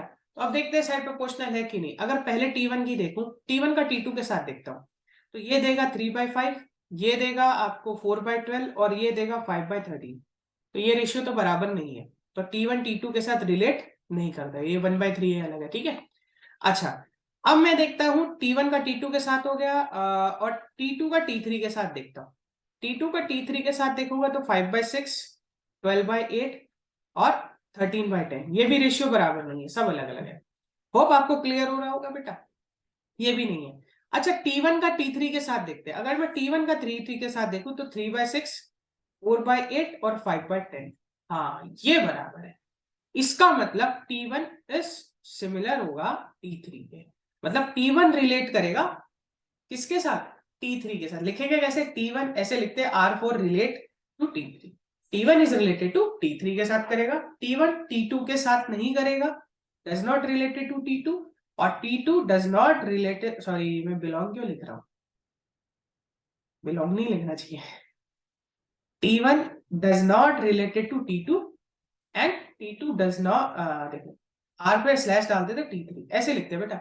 T1 लिखा, अगर रिलेट कर, जैसे T1 रिलेट कर गया T3 के साथ, अब T2 नहीं कहना, T2 R लिख के स्लैश लिख दो T3, मतलब T2 नहीं किया, तो हमने क्या देखा? पहला ट्रायंगल तीसरे के साथ रिलेट करेगा, बस दैट्स ओके। चले आगे, नेक्स्ट टॉपिक पे चलते हैं, नेक्स्ट क्वेश्चन पे। क्वेश्चन नंबर 13 आपसे कहता है कि जो भी जितना भी पॉलीगन है, आर कह रहा है P1, P2 and P2 have the same number of sides, और ए क्या है, सेट ऑफ ऑल पॉलीगन है, जितने भी पॉलीगन है, पॉलीगन मतलब जो भी आपके में तीन या तीन से ज्यादा साइड्स के बनते हैं, आपकी क्लोज पिक्चर बनती है, वो सारे पॉलीगन्स होते हैं। तो कहते हैं same number of side, P1 and P2 के पास क्या होना चाहिए, सेम नंबर ऑफ साइड्स होना चाहिए। तो ये इक्विवेलेंस रिलेशन है। करते हैं प्रूफ। अब ध्यान से देखो, अगर P1 एंड P2 के पास सेम नंबर ऑफ क्या होनी चाहिए, साइड्स होनी चाहिए।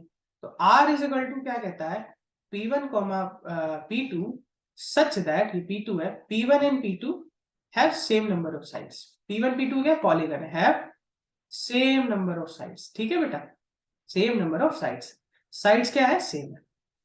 अब ध्यान से देखो, अगर इसके पास सेम नंबर ऑफ साइड्स है और मुझे शो करना है कि ये जो है इक्विवेलेंस रिलेशन है, तो एक एक करके शो करते हैं। पहले रिफ्लेक्सिव दिखाएंगे, फिर सिमेट्रिक दिखाएंगे, फिर ट्रांजिटिव दिखाएंगे।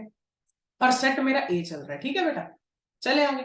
तो मैं यहीं पे कर देता हूँ, बहुत इजी है, बहुत छोटे छोटे क्वेश्चन है, बट हाँ आपका बेस बड़ा स्ट्रॉन्ग करते हैं ये। रिफ्लेक्सिव सिमेट्रिक मैं यहां दिखा देता हूं। एक बात बताओ, अगर मैंने लेट ले लेता हूं P1 बिलोंग करता है किससे, ए से, तो विच इंप्लाइज क्या P1 बिलोंग नहीं करेगा आर से।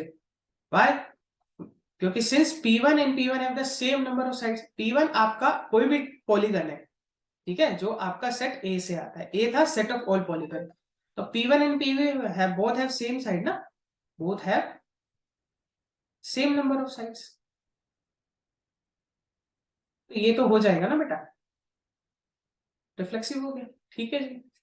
अब मान लो कि लेट P1 P2, यहाँ पे दो एलिमेंट उठाते हैं, तो ऑर्डर पेयर में एक बिलोंग करता है R से, इसका मतलब P1 and P2 have same number of shaded, है ना, have same number of sides.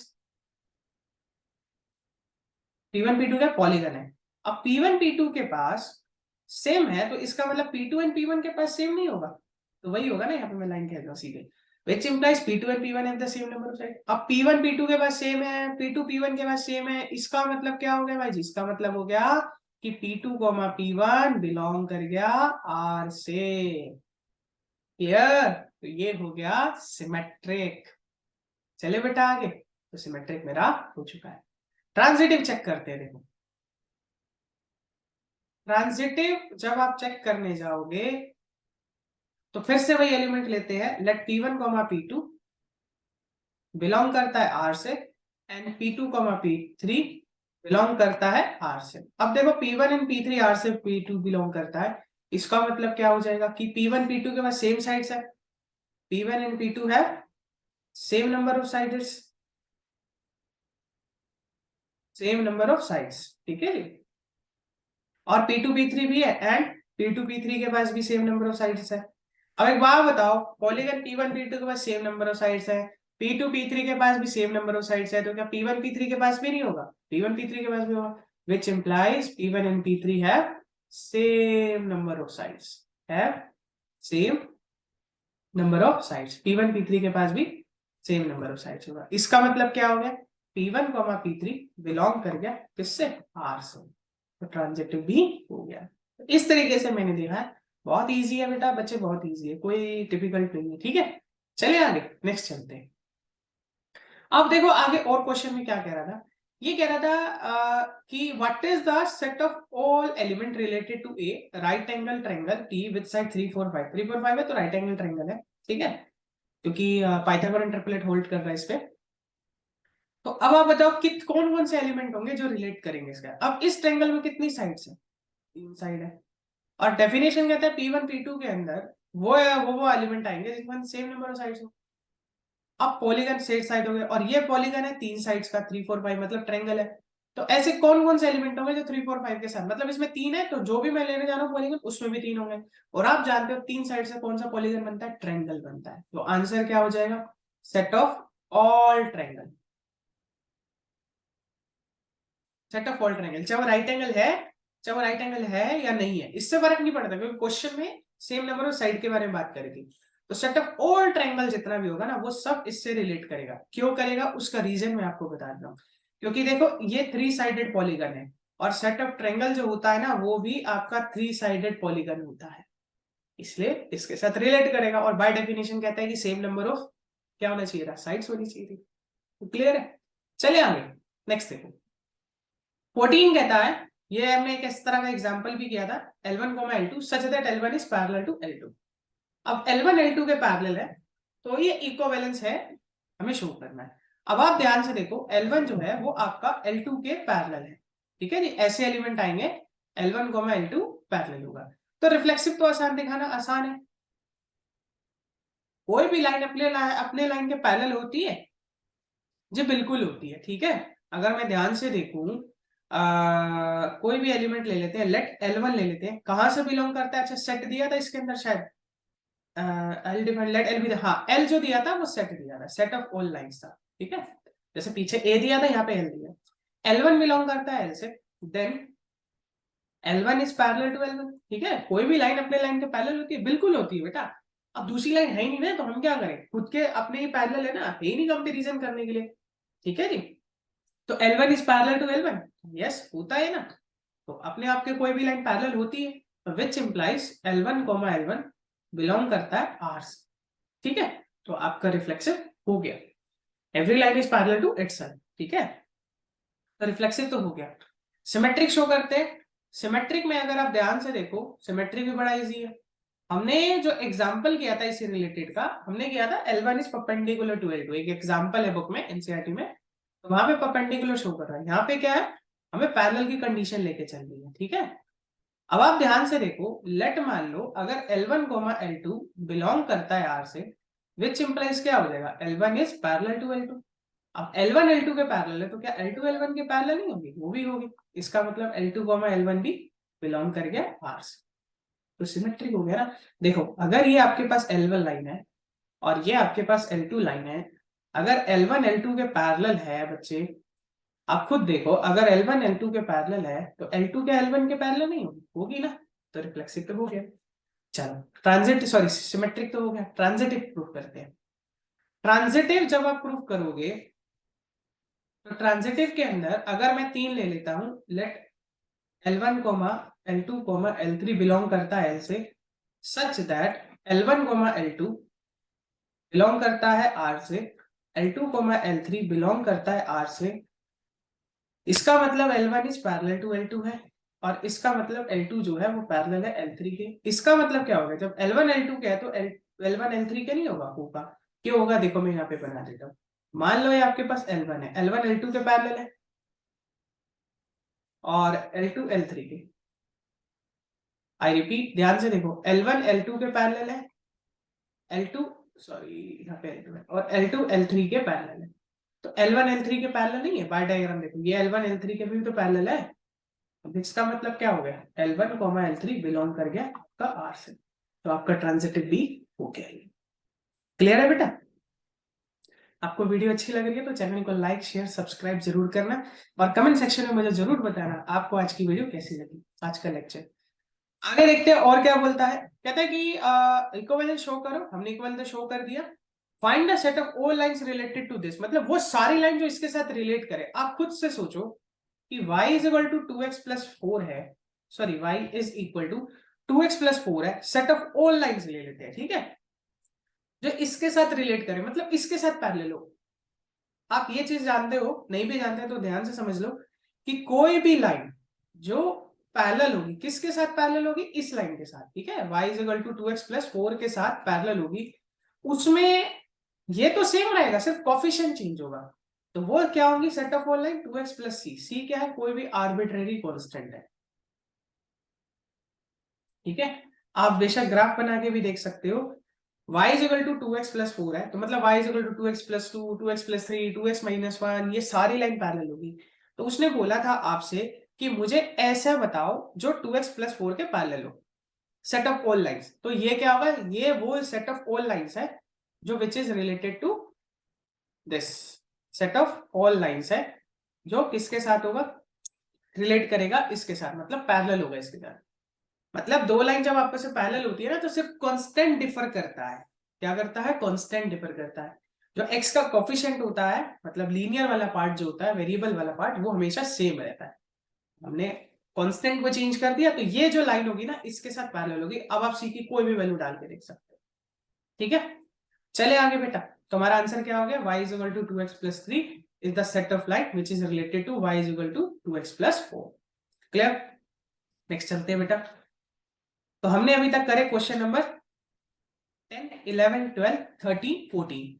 चलते हैं क्वेश्चन नंबर 15, 16। बेटा ये न्यू बुक है आपकी, रेशनलाइज होकर 2023-24 वाली। हमारे दो क्वेश्चन बचे हैं 25th और 26th, सॉरी 15 और 16। 15 में आपको सेट दे रखा है 1 2 3 4 और एक रिलेशन में डिफाइन कर रखा है। पूछ रहा है कि कौन सा इसमें से करेक्ट आंसर है। ठीक है, चूज द करेक्ट आंसर। अब इसमें से पूछा है कि कौन सा इसमें से करेक्ट आंसर है, तो हम ध्यान से देखेंगे क्या रिफ्लेक्सिव है, पहले देख लेते हैं। 1 1 भी मिल गया और 2 2 भी मिल गया, 3 3 मिल गया, रिफ्लेक्सिव तो है। अब इसमें कहाँ कहाँ लिखा है कि नॉट रिफ्लेक्सिव, यहाँ लिखा है तो ये पार्ट तो कट गया। और देखते हैं सिमेट्रिक है या नहीं है। सिमेट्रिक देखते हैं, सिमेट्रिक नहीं है जी। ये देखो 1 2 है, 2 1 नहीं है इसके अंदर, तो सिमेट्रिक तो है नहीं। तो रिफ्लेक्सिव है बट सिमेट्रिक नहीं है ना, सिमेट्रिक नहीं है जी। तो एक ऑप्शन ये बैठा रिफ्लेक्सिव नॉट सिमेट्रिक, और कहीं तो बैठा ही नहीं है ना। तो ये भी सही लग रहा है, ट्रांजिटिव चेक कर लेते हैं। 1 2 है, 2 2 है, तो फिर से 1 2 भी है या नहीं है, 1 2 है और 2 2 भी है, 1 2 है या नहीं, हाँ 1 2 फिर से बैठा है। और देखते हैं 1 3 है, 3 3 है, तो 1 3 भी है ना, बिल्कुल है। तो जी बी ऑप्शन बिल्कुल सही है, रिलेशन रिफ्लेक्सिव है, ट्रांजिटिव भी है बट सिमेट्रिक नहीं। चले आगे लास्ट क्वेश्चन की तरफ चलते हैं। लास्ट क्वेश्चन बोलता है इनमें से कौन सा एलिमेंट है जो इससे रिलेट करेगा, मतलब a is equal to B minus 2 होना चाहिए और b जो है 6 से बड़ा होना चाहिए। अगर b की वैल्यू 6 से, b मतलब सेकेंड एलिमेंट, तो सेकेंड एलिमेंट b 6 से छोटा है, इसको तो हटा दो। ये 6 से बड़ा है b, इसमें 7 बड़ा है, ये बड़ा है, ये बड़ा है, मतलब दोनों नंबर के बीच का जो डिफरेंस है कुल मिलाकर 2 होना चाहिए। मतलब a इज इक्वल टू अगर b माइनस 2 है तो ये अंडरस्टूड है जो b है वो 2 ज्यादा है किससे, a से, तभी तो a b is equal to a plus 2 बना।